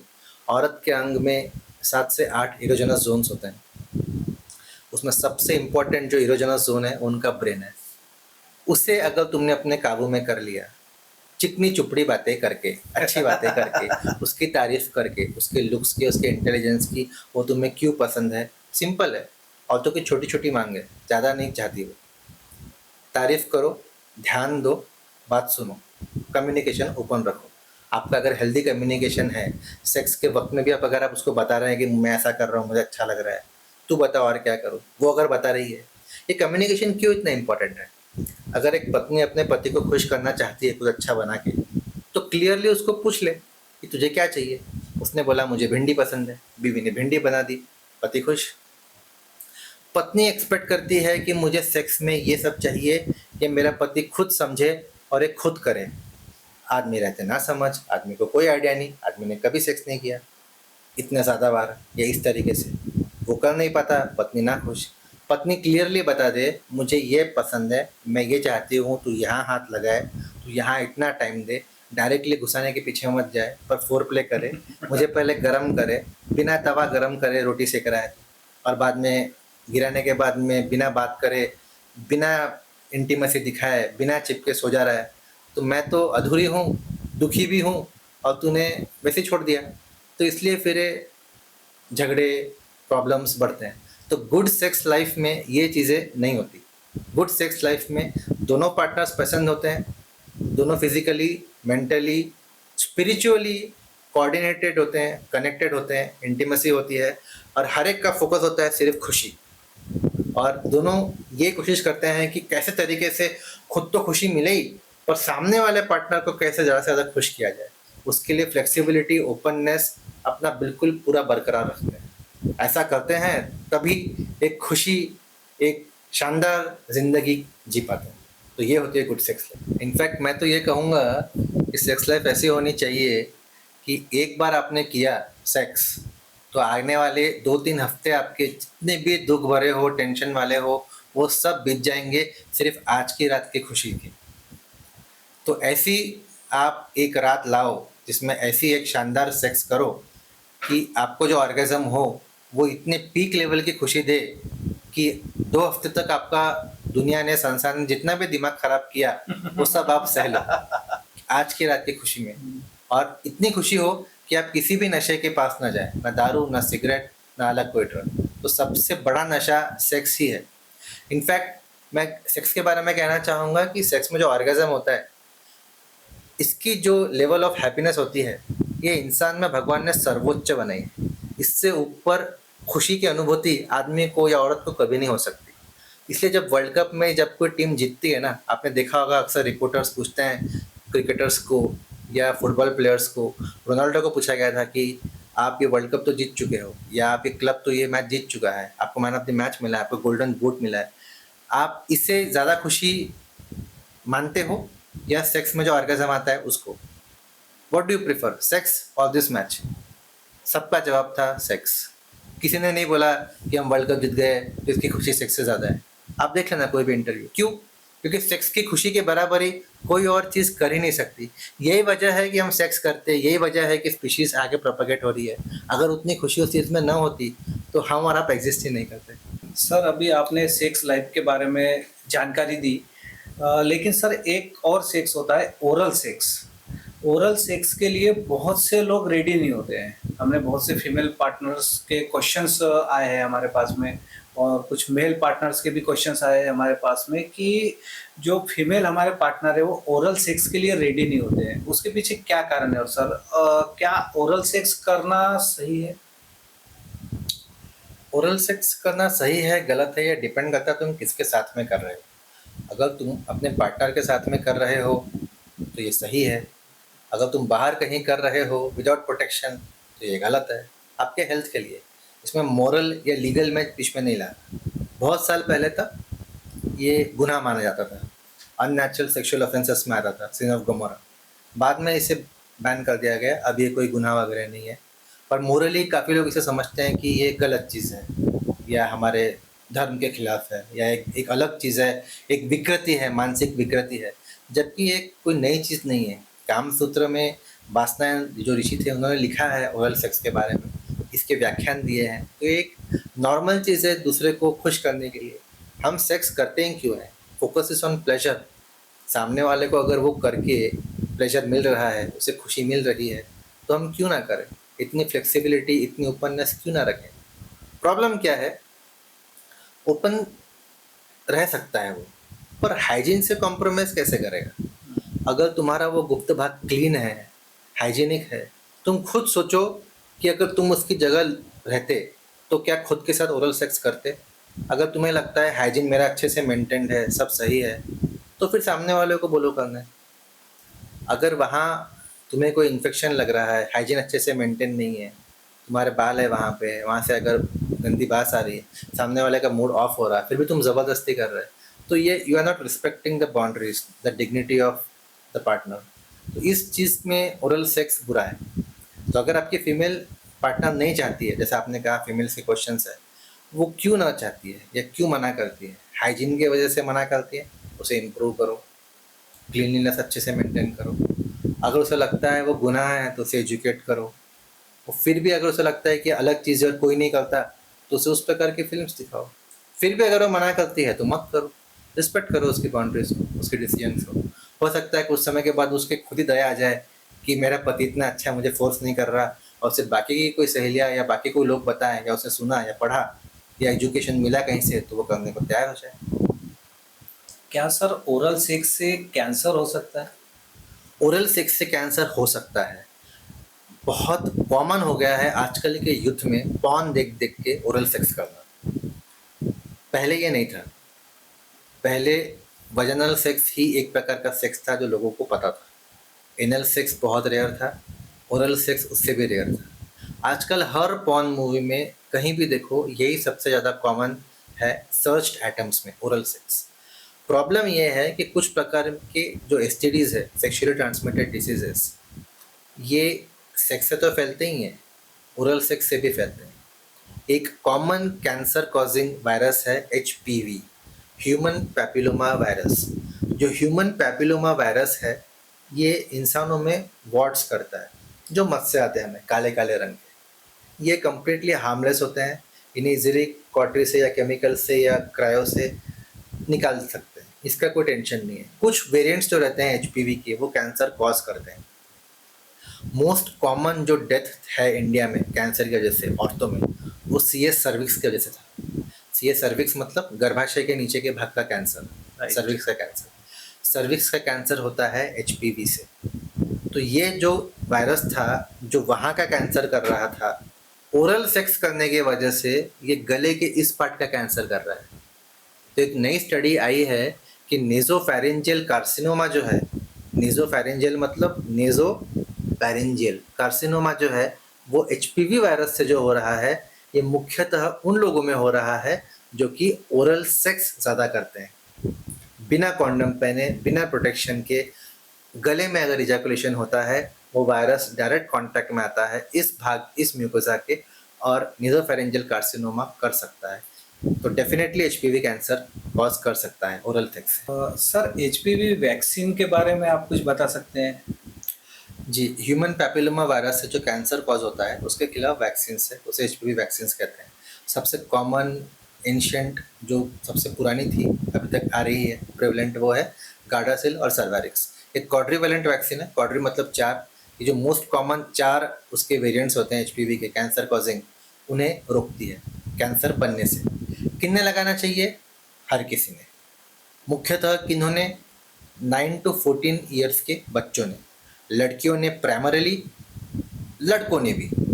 लड़के लगाएंगे तो एक रिंग इम्यूनाइजेशन होगा, लड़कियों को तो प्रिवेंट करेंगे ही, और साथ में एनोरेक्टल कार्सिनोमा अगर मेल होमोसेक्सुअल्स है, या नेसोफैरिंजियल कार्सिनोमा जो आजकल हो रहा है ओरल सेक्स से, उससे भी उनको प्रिवेंशन मिलेगा।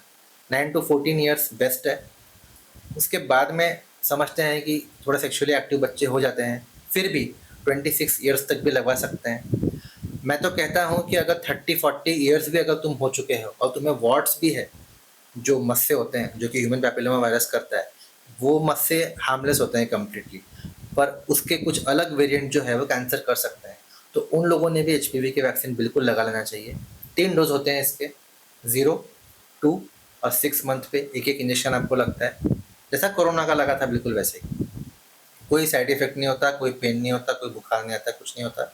3 डोज के बाद में 99% आप श्योर हैं कि आपको कैंसर एचपीवी की वजह से नहीं होगा। और सबसे कॉमन जो कैंसर कॉज होता है वायरस से किसी भी, जो सी एस सर्विक्स है, उसके खिलाफ अगर आपके पास में एक वैक्सीन है तो उसका उपयोग बिल्कुल किया जाना चाहिए, आदमियों में भी और औरतों में तो बिल्कुल मोस्ट इम्पॉर्टेंटली, और यंग एज में करना और बेनिफिशियल। सर बहुत अच्छी जानकारी दी आपने, क्योंकि आज तक ऐसा हुआ कि चंद्रपुर जैसे सिटी में एचपीवी के बारे में लोगों को जानकारी न होने के कारण उन्हें कहीं ना कहीं कैंसर से जूझना पड़ रहा था। लेकिन मैं द पांडे जी पॉडकास्ट के माध्यम से हमारी जनता को कहना चाहूँगा कि सर ने अभी जो एचपीवी के बारे में जानकारी दी है, उस पर अगर आप सोच सकते हैं और अगर आपको लगता है कि इन फ्यूचर में आपको कभी कैंसर ना हो, तो आपको एचपीवी की वैक्सीन लेना बहुत ज़रूरी है। धन्यवाद सर, आपने एचपीवी के बारे में बताया। सर, एचपीवी के साथ साथ और कोई ऐसी बीमारी है जो सेक्स से हो सकती है?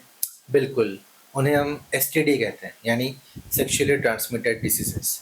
प्राइमरीली इनमें क्या क्या आती है? सबसे खौफनाक HIV, syphilis, chlamydia, herpes, gonorrhoea, ये मेन है। इसके अलावा बाकी के जो है फंगल इन्फेक्शंस या स्केबीज या ये सब, ये इतने ज़्यादा टेंशन वाली बात नहीं है। एचआईवी आप जानते हैं, ये नाम सुन के रोंगटे खड़े हो जाते हैं। एक लाइलाज बीमारी थी अब तक, अभी भी इसका क्योर नहीं है, और दवाइयाँ इतनी अच्छी हैं कि एक आदमी जिसको एचआईवी है बेस्ट मेडिसिन जल्दी शुरू करता है तो नॉर्मल लाइफ स्पैन उसका हो जाता है आजकल, तो उससे उतना ये नहीं है। सिफिलिस एक बैक्टीरियल इन्फेक्शन है, पेनिस पे छाले आना, दुखना, प्राइमरी सिफिलिस में एक बड़ा सा शानकल दिखना, लिम्फेडेनोपैथी होना, सेकेंडरी टर्शियरी सिफिलिस में अलग अलग रैशेस आना हाथ पे या न्यूरोसिफिलिस होना। इसके अलावा क्लैमिडिया, गोनोरिया, मुख्यतः इनके सिम्टम्स ये होते हैं कि पेनिस पे छाले आते हैं, पेनिस में से कुछ डिस्चार्ज निकलता है, खुजली होती है, दर्द होता है, पेशाब में आग होती है, थोड़ा पेट में दर्द होता है और वीकनेस, फटीग सा लगता है। और अक्सर ये अनप्रोटेक्टेड सेक्सुअल इंटरकोर्स के 1 से 2 हफ्ते के बीच में हो जाते हैं। तो मतलब सर, अनप्रोटेक्टेड सेक्स का मतलब विदाउट कॉन्डम? बिल्कुल। तो आपका कहना ऐसा है सर कि कॉन्डम यूज़ करना ज़्यादा ज़रूरी है बिल्कुल। अगर आपको वायरस से बचना है या कोई डिसीज से बचना है तो? बिल्कुल, कॉन्डम का सही इस्तेमाल, एक ही कॉन्डम पहनिए, इरेक्ट पेनिस पे पहनिए, ध्यान रखिए कि वो स्पिलेज ना हो, वो आपका रप्चर ना हो, कॉन्डम फट ना जाए अंदर। सेक्स होने के बाद में वैसे ही कॉन्डम को निकाल के डिस्पोज करना है। ये करेक्ट यूज़ से आप एसटीडी से बच सकते हैं। कॉन्डम पहनने का सही तरीका क्या है सर?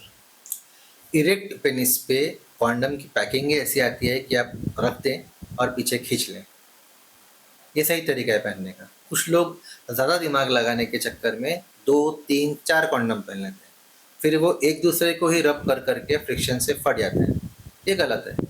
एक वक्त में एक ही कॉन्डम पहनना है, वो कॉन्डम लैब टेस्टेड होते हैं। अगर एक फटने लग गया तो वो कॉन्डम बनाती ही नहीं कंपनी, तो 2 पहनने का कोई सेंस नहीं है। इरेक्ट पेनिस पे कॉन्डम पहनिए। इस बारे में बहुत से जोक्स भी बने हैं। हमें हमेशा ये चीज़ एक जोक बताया जाता था कि सेक्स एजुकेशन, आजकल मैं आपसे जैसी बात कर पा रहा हूँ ओपननेस से, ये पहले नहीं था। तो जो फील्ड वर्कर जाते थे बताने के लिए, उन्होंने गांव में बताया बच्चों को या लोगों को डेमोन्स्ट्रेट करने के लिए कि कॉन्डम कैसे पहना जाता है। तो उन्होंने बताया ये कॉन्डम है, इसको ऐसे पहना जाता है। कुछ समय के बाद में वहाँ पे एक आदमी आया, उसने कहा तुमने तो बोला कॉन्डम पहनने को, मैंने पहना पर मेरी बीवी प्रेग्नेंट हो गई, तुमने तो बोला इससे प्रेगनेंसी नहीं होगी, तो कैसे? तो वो हंग पे आ गया है, चढ़ गया है कि तुमने गलत बताया, तुम्हारा कॉन्डम कोई काम का नहीं। उससे अब डिटेल में हिस्ट्री ली और पूछा गया कि भाई तुमने कॉन्डम कैसे पहना? तो उसने कहा आपने जैसे बताया मैंने वैसे ही पहना, बताओ पहन के। तो उसने कॉन्डम लिया और अपनी उंगली पे पहन लिया। वो अपनी उंगली पे कॉन्डम पहन के लिंग से सेक्स कर रहा था। तो लोग कितने ऐसे भी होशियार, हो गए, लोग कितने होशियार रह सकते हैं। कितने तेजस्वी लोग हैं। बहुत तेजस्वी लोग हैं। इनकी कोई पराकाष्ठा, कोई अपर लिमिट है ही नहीं। आप हर दिन एक ऐसे इंसान से मिलते हैं कि आपको आश्चर्य होता है और आप हे भगवान कहते हैं। तो ये इसलिए मैं क्लियर कट कर रहा हूँ, इरेक्ट पेनिस पे कॉन्डम नीचे पुल डाउन करना है आखिरी तक। अपने साइज के हिसाब से कॉन्डम लीजिए। आपका छोटा लिंग है तो एक्स्ट्रा लार्ज साइज मत लीजिए, सिंपल कॉन्डम लो जो नॉर्मल मार्केट में आता है। कोई फ्लेवर, कोई जेली, किसी की ज़रूरत नहीं है। अगर यूज़ करना है तो कर सकते हो, कोई हानि भी नहीं है उसमें। पर सेक्स के बाद में तुरंत वहीं मत उसको निकालिए। बाहर आने के बाद में फिर आराम से निकाल के बिना स्पिलेज हुए डिस्पोज कीजिए, ये सही तरीका है। सर अभी आपने एक वर्ड यूज़ किया साइज, तो क्या सर सेक्स के लिए, इंटरकोर्स के लिए साइज मैटर करता है? इंटरकोर्स के लिए साइज मैटर करता है, ये गलत क्वेश्चन है। क्वेश्चन है कि प्लेजर के लिए साइज मैटर करता है क्या? इंटरकोर्स वजाना में से तो बच्चा बाहर आता है ना। नेचुरल जो डिलीवरी है, नॉर्मल डिलीवरी, उसमें वजाना में से बच्चा बाहर आता है। इतना बड़ा बच्चा जो जगह से बाहर आ रहा है, उसमें तुम्हारा पेनिस 4 इंच का रहो कि 6 इंच का रहो, इंटरकोर्स पॉसिबिलिटी का तो सवाल ही पैदा नहीं होता। ऑब्वियसली वहाँ इतनी बड़ी चीज़ जा ही सकती है, तभी तो बाहर आ रही है। रिगार्डिंग क्वेश्चन प्लेजर का अगर है, तो प्लेजर में भी सेम प्रिंसिपल अप्लाइड है, क्योंकि फीमेल का जो मेन अराउजल ऑर्गन है या कामोत्तेजना की जगह है, वो उसका क्लैटोरिस है। तो यहाँ अगर आप इंसर्ट करते हो वजाना में, मेन जो उनका ऑर्गेज्मिक ऑर्गन है क्लाइमैक्स लाने का, वो ऊपर क्लैटोरिस है। बॉडी के अलग अलग इरोजिनस जोन्स में सबसे प्राइमरी जो फोकस होना चाहिए वो क्लैटोरिस पे होना चाहिए। इसे अगर आप एडिक्वेट स्टिमुलेशन देते हैं तो इससे ही काफ़ी औरतों का ऑर्गेज्म आ जाता है। तो पेनिस का साइज इममटेरियल है, थिकनेस थोड़ा इम्पोर्टेंस रखता है। वो किस में? जिसने बच्चा डिलीवर नहीं किया उसमें, जिसकी इलास्टिसिटी अभी उतनी मेंटेन है उसमें। पर अगर आपकी टेक्निक परफेक्ट है, अगर आपकी इंटीमेसी अच्छी है, अगर आपका कम्युनिकेशन अच्छा है, तो बिना पेनिस के साइज के, बिना थिकनेस के, लेंथ के भी औरत को आप सेक्सुअली सेटिस्फाई कर सकते हैं। पर क्योंकि पॉर्न मूवीज़ ज़्यादा बढ़ चुकी है, तो जैसा आदमियों के मन में अनरियलिस्टिक एक्सपेक्टेशन है, औरतों के भी मन में अनरियलिस्टिक एक्सपेक्टेशन है कि बड़ा पेनिस साइज मतलब ज़्यादा मज़ा। तो वो सेम मार्केट में ये चीज़ भी है कि हम आजकल टीवी में भी देखते हैं कि नहीं साइज मैटर करता है, इसीलिए सर ये आज क्वेश्चन मैंने आपसे किया है। बिल्कुल। तो ये सोशल मीडिया जो है और ये जो मार्केटिंग गिमिक्स है, जो पॉर्न मूवी है, ये आपके जो दिमाग है उसे बॉम्बार्ड कर देती है ऐसे विचारों से कि फीमेल है तो उसने ऐसा दिखना चाहिए, उसके अंग ऐसे दिखने चाहिए, ऐसे नहीं है तो वो फीमेल नॉर्मल नहीं है, उसका फिगर, उसके बाल, उसका चेहरा ऐसा नहीं है तो वो नॉर्मल नहीं है, वो बदसूरत है। इसलिए लड़कियां डिप्रेशन में जी रही, एक टाइम खाना खा रही। आदमियों के लिए भी सेम है। अगर आदमी का लिंग ये साइज़ का नहीं है तो वो कोई काम का ही नहीं है। लड़कियां खुलेआम बता रही कि मुझे इतने साइज़ का ही लिंग चाहिए, वरना इससे कम तो मैं रिजेक्ट कर दूंगी। ऐसी बातें पहले कभी नहीं होती थी, पर ये जो पॉर्न आ गया है आपके दिमाग में बॉम्बार्ड कर रहा है कि नॉर्मल पेनिस साइज ऐसा है। वो नॉर्मल नहीं है, वो पॉर्न मूवी है, वो एक प्रेजेंटेशन है, वो एक शो बिजनेस है। उसमें से कितने आदमियों ने पिनाइल इम्प्लांट लगाया है, एक कृत्रिम लिंग, एक नकली पेनिस, उससे वो पैसे कमा रहे हैं। उनका बीच में ढीला भी नहीं होता। वो पूरे एक्ट के दौरान जब अराउजल नहीं है तब भी इरेक्ट रहता है। ये नॉर्मल नहीं है। अगर आप पिनाइल इम्प्लांट वाले पॉर्न स्टार्स देखोगे तो बहुत सारे आदमी हैं 7-7, 8-8, 9-9 इंच के उनके लिंग है, वो सब नकली लिंग है। जिस प्रकार औरतों के नकली अंग है, आदमियों के नकली लिंग है, वो उससे पैसा कमा रहे हैं। अगर कोई रेसेस में, रेस मतलब अलग लोग, हम भारतीय हैं, हम अलग रेस के हैं, दूसरे विदेश के कुछ लोग जो हैं रंग से थोड़े से ये, उनका लिंग बड़े साइज का है, उन्होंने, भगवान ने उनको वैसे ही बनाया। उनका शरीर का साइज भी देखो, वो 6-6.5 फुट के हैं, तुम 5-4.5 फुट के हो। तुम्हारी हेल्थ, हाइट सब उनसे कद का ठीक कम है, सिर्फ दिमाग ज़्यादा है, तुम्हारा लिंग साइज भी कम है। भारत में औसतन लिंग साइज 3.5 से 4.5 इंच तक है, और जो ये लेंथ में खड़े होने के बाद में, और जो थिकनेस है वो 3.5 इंच तक है। अगर आपका पेनिस साइज 2.5 इंच से भी ऊपर है तो इंसर्शन के वक्त में वो क्लैटरल स्टिमुलेशन देगा, तो फीमेल को ऑर्गेज्म आ जाएगा। इससे ऊपर है तो वो कोई एक्स्ट्रा बेनिफिट नहीं दे रहा। पर अगर औरत के मन में ये बसा हुआ है कि मुझे बड़ा रहेगा तो ही मज़ा आएगा, तो उस चीज़ को हम निकाल नहीं सकते। उस चीज़ का इलाज सिर्फ एजुकेशन है। उसे बताना ज़रूरी है कि तेरी एक्सपेक्टेशंस अनरियल है और सामने वाला पार्टनर वो चाह के भी पूरी नहीं कर सकता, क्योंकि एक उम्र के बाद में पेनिस की लेंथ किसी भी दवाई से बढ़ाई नहीं जा सकती। तो ऐसी एक्सपेक्टेशंस रखेगी तो खुद भी दुखी रहेगी, उसे भी दुखी करेगी। सर अभी आपने दो वर्ड यूज़ किए, लेंथ एंड थिकनेस। तो जैसे आपने बताया कि लेंथ तो नहीं बढ़ा सकते, तो सर क्या थिकनेस बढ़ा सकते हैं? अगर बढ़ा सकते हैं तो कैसे बढ़ा सकते हैं? जी बिल्कुल, लेंथ हम नहीं बढ़ा सकते, पर अगर सुप्राप्यूबिक फैट कम किया जाए, जो यहाँ का जो फैट होता है, अगर ये चर्बी कम की जाए, तो आपको अपैरेंटली दिखेगा कि लिंग थोड़ा सा 1 इंच लंबा हो चुका है। वो एक चीज़ हमारे बस में है। वज़न कम करना, रेगुलर एक्सरसाइज करना, हाई प्रोटीन युक्त खाना खाना। अगर वैसा आप करेंगे तो आपका ब्लड सर्कुलेशन भी बढ़ेगा। पेनिस में मसल है, हड्डी नहीं है। हड्डी एक साइज़ की होती है, जो जानवरों में होती है, उसे बैकुलम कहते हैं। इंसानों के पेनिस मसल है, तो वो कम ज़्यादा होता है, जैसे हाथ का मसल। रेगुलर आप व्यायाम करेंगे तो ये टोन रहेगा, इसका साइज़ मेंटेन रहेगा या बढ़ेगा। छोड़ देंगे तो बॉडी उतर जाएंगी। सेम चीज़ लिंग की भी है। एक्सरसाइज ये भाग की और हल्के हाथ से मसाज इसकी करते रहिए। टेक्निक्स में हमारे पास में क्या है, पी शॉट है। हम प्लेटलेट रिच प्लाज्मा जो पेशेंट के ब्लड से ही डिराइव करते हैं, उसे पेनिस में इंजेक्ट करते हैं और बाद में शॉक वेव भी देते हैं। इन दोनों चीज़ों से नियोवैस्कुलराइजेशन होता है, नया ब्लड वेसल्स बनता है, नया नर्व फाइबर बनता है, टिश्यू रिपेयर होता है, तो उससे भी थोड़ी थिकनेस बढ़ती है। अगर पेशेंट का टेस्टोस्टेरोन लेवल्स बहुत कम है, बचपन में आता है, तो टेस्टोस्टेरोन सप्लीमेंटेशन से भी उसकी लिंग साइज बढ़ सकती है। ये सब पे लागू नहीं होता, पर कुछ सिलेक्टेड केसेस में ऐसा हो सकता है, ऐसा कर सकते हैं हम। नेचुरल सप्लीमेंट्स है, अच्छी डाइट है, जिंक वाली, एंटीऑक्सीडेंट्स वाली, कोएंजाइम Q10 वाली या फिर ओमेगा 3 वाली, तो उससे भी हम उसका टेस्टोस्टेरोन थोड़ा बूस्ट अप करके, पेनिस का ब्लड सर्कुलेशन बूस्ट अप करके, वहाँ का मसल और टिश्यू रिपेयर करके भी थोड़ा पेनिस साइज को इम्प्रूव कर सकते हैं। और डेफिनेटली डिफरेंस दिखता है पेशेंट के कॉन्फिडेंस में, जब उसका पेनिस साइज ऐसा होता है जो उसे चाहिए था और उसकी पार्टनर तारीफ करती है कि वाह अभी मुझे रिस्पॉन्स दिख रहा है, वो खुद आके कहते हैं कि थैंक यू, आपने घर बचा लिया मेरा। सर कुछ फीमेल्स में लो सेक्स डिज़ायर क्यों होता है?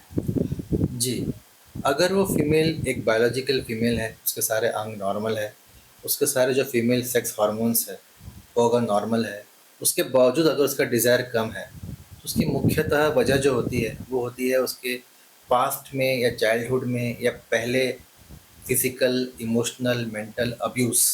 अगर उसके साथ कुछ बुरा हुआ है, अगर उसे कोई नेगेटिव एक्सपीरियंस है किसी परिवार वाले के साथ में या किसी के साथ में, सेक्स को लेकर या फिजिकल इंटीमेसी को लेकर, या उसके मन में गलत मिथ के धारणाएं बैठी हुई है कि सेक्स एक बुरी चीज़ है, इसमें बहुत पेन होता है, ऐसा वैसा, किसी और के सुनने की वजह से एंग्जाइटी है, उसे उसे घबराहट होती है हर बार सेक्स के वक्त में, उसे लो सेल्फ एस्टीम है, वो खुद को कम समझती है, उसे कॉन्फिडेंस नहीं है, उसे लगता है कि मैं सक्षम नहीं हूँ सेक्स करने में, या मेरी बॉडी इतनी वीक है कि सेक्स करने से कमज़ोर हो जाएगी, या मैं इसे सेटिस्फाई नहीं कर पाऊँगी, या मैं माँ बन जाऊँगी तो क्या, डर लगता है प्रेग्नेंट हो जाऊँगी तो क्या, मैं इस हालत में नहीं हूँ कि एक बच्चे को कंसीव कर पाऊँ। तो इन सब परेशानियों की वजह से कभी कभी उसका डिज़ायर कम हो जाता है। एक बहुत कॉमन रीज़न है डिस्परेयूनिया, मतलब कि पेन ड्यूरिंग सेक्स। इसी के साथ में एक आता है चीज़ जो कि बहुत कॉमन रीज़न है कि आदमी और औरत शादी के बाद भी सेक्स नहीं कर पाते फीमेल रीजन्स में, वो है वजाइनिस्मस, जिसके बारे में बहुत कम बात की गई है, पर ये कॉमन है और दोनों मेल और फीमेल पार्टनर्स बहुत दुखी रहते हैं। वजाइनिस्मस मतलब क्या? एग्जाम्पल आपको देता हूँ। कुछ दिनों पहले मेरे पास एक लड़की आई, उच्च शिक्षित, smart, educated, 21st century girl, independent, सब कुछ। शादी को हो गए 3 साल, पर पति के साथ संबंध उसका ज़ीरो।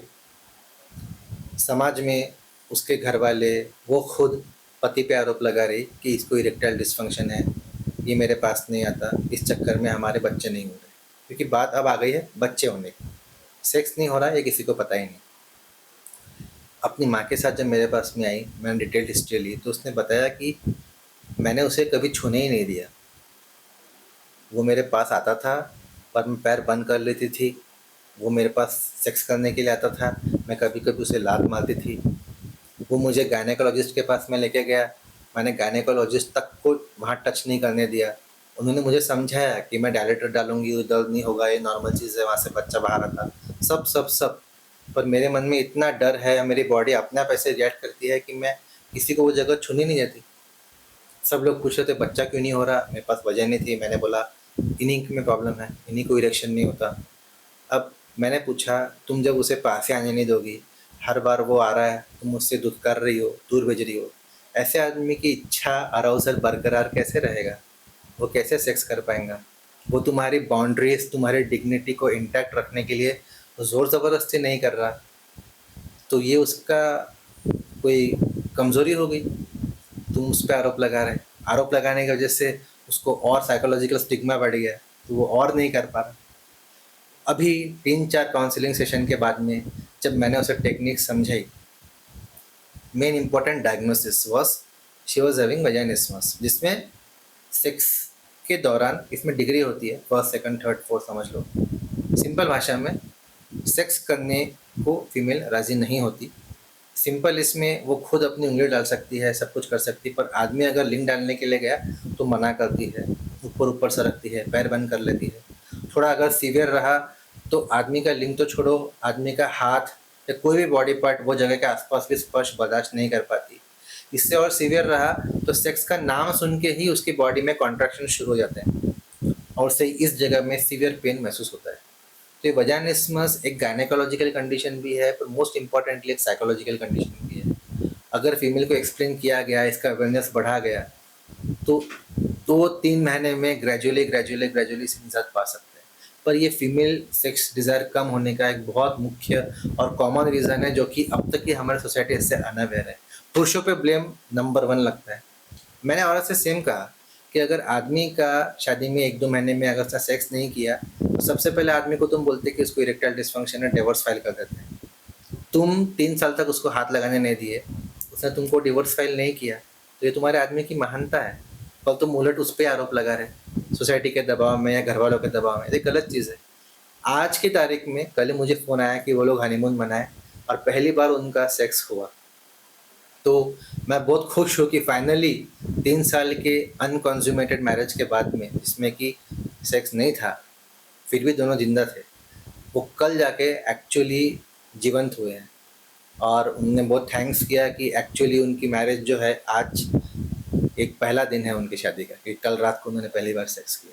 तो ये कुछ रीजंस है। इसके अलावा लाइफस्टाइल डिसीजेस तो है ही, फीमेल सेक्स डिज़ायर कम होने के, ओबेसिटी है, पीसीओडी है जिसमें हार्मोन लेवल्स फ्लक्चुएट होते रहते हैं, आपके पीरियड्स में प्रॉब्लम आती है, शुगर इंटेक ज़्यादा होना, पैक्ड फूड्स खाना, लैक ऑफ एक्सरसाइज होना, डायबिटीज़ एक बहुत कॉमन रीज़न है जो फीमेल्स में भी सेक्सुअल प्रॉब्लम करता है। आदमी में तो डायबिटीज़ सेक्सुअल प्रॉब्लम करता ही है, क्योंकि ब्लड सर्कुलेशन कम करता है पेनिस का, थोड़ा टेस्टोस्टेरोन प्रोडक्शन को भी इम्पेयर करता है, उस चक्कर में आदमी को इरेक्टाइल डिस्फंक्शन होता ही है। पर औरतों में भी ये वजाइनल ड्राइनेस करता है, वो जगह में जितना लुब्रिकेशन होना चाहिए, जितनी इजीली वो जगह गीली होनी चाहिए, वो डायबिटीज़ फीमेल्स में नहीं होती। ये जो माइक्रोवैस्कुलर साइड इफ़ेक्ट्स करता है, कॉम्प्लिकेशंस, उसके चक्कर में वो जगह का ब्लड सर्कुलेशन कम हो जाता है, इतनी उत्तेजना आनी चाहिए वो नहीं आती, कमज़ोरी महसूस होती है। अगर न्यूरोपैथी हो गई और नर्व फाइबर्स डैमेज हो गए तो उसमें और क्लैटरल स्टिमुलेशन में, ऑर्गेस्मिक फीलिंग में, वो उच्च कोटि की जो एक उत्तेजना, खुशी मिलनी चाहिए, उसमें कमतोत्री आती है। और ड्राइनेस के वजह से, लो इम्यूनिटी के वजह से डायबिटीज़ में अक्सर वजिनल इन्फेक्शंस, कैंडिडियासिस बहुत कॉमन है। तो ये सब रीजंस भी हैं कि फीमेल का सेक्स डिज़ायर कम होता है। सर, अगर किसी पार्टनर की सेक्स लाइफ डिस्टर्ब है तो क्या वो डाइवोर्स तक बात जा सकती है, सिर्फ सेक्स लाइफ के कारण? जी, मैं आपको कहना चाहूँगा 60-70% जो न्यूली मैरिड कपल्स है उसमें अगर डाइवोर्स होता है शुरुआत में ही, तो मेजर रीज़न सेक्स को लेकर ही होता है। 60-70% आदमी अगर सेक्स नहीं कर पाया 1 महीना 2 महीना, औरत डिवोर्स फाइल कर देती है। आदमी के पास पैसा नहीं है, सोशल स्टेटस नहीं है, सब चलता, इरेक्शन नहीं हो रहा, काम खत्म, उसका कोई साथ नहीं देता। औरत के घर वाले सब एकजुट हो जाते, आदमी कटाघर में खड़ा होता और आरोप लगते और डाइवोर्स। जज भी बोलता था कि एनुअलमेंट ऑफ मैरिज है क्योंकि कांटेक्ट ही नहीं हुआ, तुम शादीशुदा ही नहीं हो, तो डाइवोर्स। औरत में अगर प्रॉब्लम होती है सेक्स को लेकर तो आदमी लोग ऐसे नहीं है कि अभी 1 महीने में ही डाइवोर्स दे देंगे। औरत की इच्छा नहीं हो, उसे वजाइनिस्मस हो, उसे तकलीफ़ हो, वो नहीं करने दे रही या कुछ अलग उसकी डिमांड हो तो भी फ़िलहाल आदमी लोग सहन कर लेते हैं। मेन प्रॉब्लम आदमी में इरेक्टाइल डिस्फंक्शन का है, प्रीमैच्योर इजैकुलेशन का है। अगर ये दोनों भी अगर समस्या रहती है, अगर फीमेल बोलती है कि मैं सेक्स करने में संतुष्ट ही नहीं हूँ, ये आदमी मुझे संतुष्ट ही नहीं कर पा रहा है, इसका साइज़ कम है, इसमें इरेक्टाइल डिस्फंक्शन है, इसका खड़ा ही नहीं होता, इसका होता है और 10 सेकंड में गिर जाता, तो ये डाइवोर्स की नंबर 1 वजह है। इसके अलावा बहुत ही रेयर वजह ये है कि इसका बाहर कहीं संबंध है या ये चीट कर रहा है। मैंने कहा ना, सारी चीज़ें बर्दाश्त है जब तक का सेक्स बरोबर बीवी को मिल रहा है। अगर वो नहीं मिला तो सारी प्रॉब्लम बहुत बड़ी प्रॉब्लम बन जाती है। सर क्या फीमेल का सेक्स डिजायर मेडिसिन से बढ़ सकता है? जी, मैं जानता हूँ आप ये क्यों पूछ रहे हैं, क्योंकि मार्केट में कुछ पिल्स को एडवर्टाइज किया गया है फीमेल वैगरा के रूप में। जो आदमी टडालाफिल नाम की मेडिसिन लेते हैं उन्हें कुछ कंपनीज फीमेल वैगरा के रूप में प्रचलित कर रही हैं, जिसका टेस्ट इतना ज़्यादा हुआ नहीं है। उसका लॉजिक ये है कि कुछ समय तक पेनिस का ब्लड सर्कुलेशन जैसा बढ़ता आदमियों में, वैसा अगर फीमेल ने लिया तो क्लैटोरिस का बढ़ेगा, तो उन्हें सेक्स की इच्छा बढ़ेगी, ऑर्गेज़म आएगा। पर कोई लास्ट स्टडी इसे टेस्टिफाई नहीं करती। तो फीमेल वैग्रा नाम की कोई चीज़ है नहीं। पर फीमेल को अगर किसी साइकोलॉजिकल कंडीशन के वजह से लो सेक्स डिज़ायर है, अगर लो लिबिडो है, तो उसके लिए डेफिनेटली दवाई है। मोस्ट कॉमन जो रीज़न फीमेल्स में लो सेक्स डिज़ायर का है वो उस जगह पे ब्लड सर्कुलेशन की कमी का है और थोड़ा सा lack of intimacy, lack of feeling of confidence, respect. तो वो अगर चीज़ें हमने काउंसलिंग के द्वारा, थोड़े बिहेवियरल टेक्निक्स के द्वारा, कपल काउंसलिंग में पतियों से कुछ एक्सरसाइज करवाते हैं जो बीवियों को पसंद है, जिससे कि धीरे धीरे बीवी और पति के बीच में इंटीमेसी बढ़े और बीवी को पति के स्पर्श से ही उत्तेजना आए। और कुछ सप्लीमेंट्स जैसे हम देते हैं, एंटीऑक्सीडेंट्स, कुछ हार्मोन को मिमिक करने वाली चीज़ें। और इसके अलावा अगर लाइफस्टाइल रेगुलेट करें, टाइम पे खाएं, टाइम पे सोएं, 7 to 8 hours of sleep daily, antioxidant rich food, protein rich food, omega 3 rich food अगर वो लेती है और कुछ पेल्विक फ्लोर स्ट्रेंथनिंग एक्सरसाइजेस करती हैं डेली, योगा, पिलाटेस, जो वो करना चाहे, वो सिंपल जुम्बा के तो भी चलेगा। और उसका अगर मूड अच्छा रहेगा, अगर वो खुश रहेगी, तो उसके सेक्स डिज़ायर, उसका लिबिडो डेफिनेटली बढ़ता है। सर आज का कन्वर्सेशन तो काफ़ी ओपन रहा और आपने काफ़ी अच्छी जानकारी भी दी, लेकिन ऐसा भी हो सकता है कि हमारा ओपन कन्वर्सेशन सुनकर कुछ लोग डर भी गए होंगे। तो आप ऐसे हमारे द पांडे जी पॉडकास्ट के दर्शकों को कोई एक ऐसा यूनिक मैसेज दे सकते हैं? जी बिल्कुल, डरिए मत। सब चीज़ का सॉल्यूशन है आज के ज़माने में। पहला स्टेप है आपकी प्रॉब्लम को आइडेंटिफाई करना। आप क्या है एग्जैक्टली? आपको ठीक तरह से इरेक्शन नहीं हो रहा, आपका टाइमिंग कम है, आप मास्टरबेशन के एडिक्ट हैं, आपको नाइट फॉल हो रहा, घात हो रहा, क्या? सेकंड चीज़, उसकी फ्रीक्वेंसी क्या है? क्या हर बार हो रहा है या कभी कभी हो रहा? कभी कभी हो रहा तो टेंशन मत लीजिए। हर किसी को कभी ना कभी ये चीज़ें होती है, ये परफेक्टली नॉर्मल है। हर बार हो रही है तो चिंता का विषय है, इलाज लेना ज़रूरी है। तीसरा, क्या आपने इसको रोकने के लिए, कंट्रोल करने के लिए खुद की तरफ से कुछ कदम उठाए? नहीं उठाए, उठाइए। हमने आज चर्चा की, लाइफस्टाइल बदलिए, अच्छा खाइए, जिम जाइए, नहीं जा सकते घर में वर्कआउट कीजिए, 10 उठक बैठक मारिए, 10 सूर्य नमस्कार मारिए, 3 लीटर पानी पीजिए, टाइट कपड़े मत पहनिए, लूज अंडरवेयर पहनिए, जितना हो सके अंडाशय को गर्मी से बचाइए, लैपटॉप रख के मत बैठिए, बाइक पे चटके लगने से बचाइए, ठंडा और सूखा रखें, अच्छा हाइजीन मेंटेन करें, दिमाग को स्वस्थ रखने के लिए healthy activities, healthy hobbies inculcate कीजिए, डांस करिए, म्यूज़िक सुनिए, किताबें पढ़िए, पॉर्न से दूर रहिए। पॉर्न का एडिक्शन वर्स्ट एडिक्शन है। यही एडिक्शन आगे जाके आपको मास्टरबेशन की तरफ ले जाता है। एक्सेसिव मास्टरबेशन से फिर वही विशियस साइकिल शुरू होती है, erectile dysfunction, premature ejaculation. Diet अच्छी, स्लीप अच्छी, डाइजेशन अच्छा, तो आपकी आधी प्रॉब्लम वहीं चले गई। थोड़ी प्रॉब्लम बची, उसके लिए डॉक्टर हैं, जो आपके विशेषज्ञ आपके पास में सलाहकार है उनसे परामर्श कीजिए। Identifying the right doctor for the right thing is of crucial importance. बहुत से लोग अलग चीज़ें बताते हैं, खासकर सोशल मीडिया पे। वो सुन के, वो पढ़ के, वो देख के परेशान मत होइए। चीज़ें बहुत सिंपल है, सबके सॉल्यूशंस बहुत सिंपल है और ये बहुत कॉमन है। हर किसी को लगता है कि ये सिर्फ मुझे है। आसपास देखिए, हर 3 में से 1 आदमी को सेम चीज़ है। झूठ बोलते, 10 सेकंड का टाइम है तो 2 घंटे बोलते, एक बार हफ्ते में नहीं होता तो दिन के 7 बार बोलते। ये आदमियों की प्रवृत्ति है एक ईगो बूस्ट के लिए। दूसरों ने बताया हमारा इतना बड़ा है, हमारा ये है, हमारा वो है, वो सुन के परेशान मत होइए और खुद पे सेल्फ डाउट मत कीजिए। कॉन्फिडेंस रखिए, आज के ज़माने में हर चीज़ संभव है। खुश रहेंगे, ऑप्टिमिस्टिक रहेंगे, यूनिवर्स को कहेंगे कि हम सब बेस्ट है, हमारे में कोई कमी नहीं है, तो भगवान तथास्तु बोलेगा और आपकी सारी प्रॉब्लम दूर हो जाएगी। रिगार्डिंग रिलेशनशिप्स है, पार्टनर का रिस्पेक्ट कीजिए, पार्टनर से प्यार कीजिए।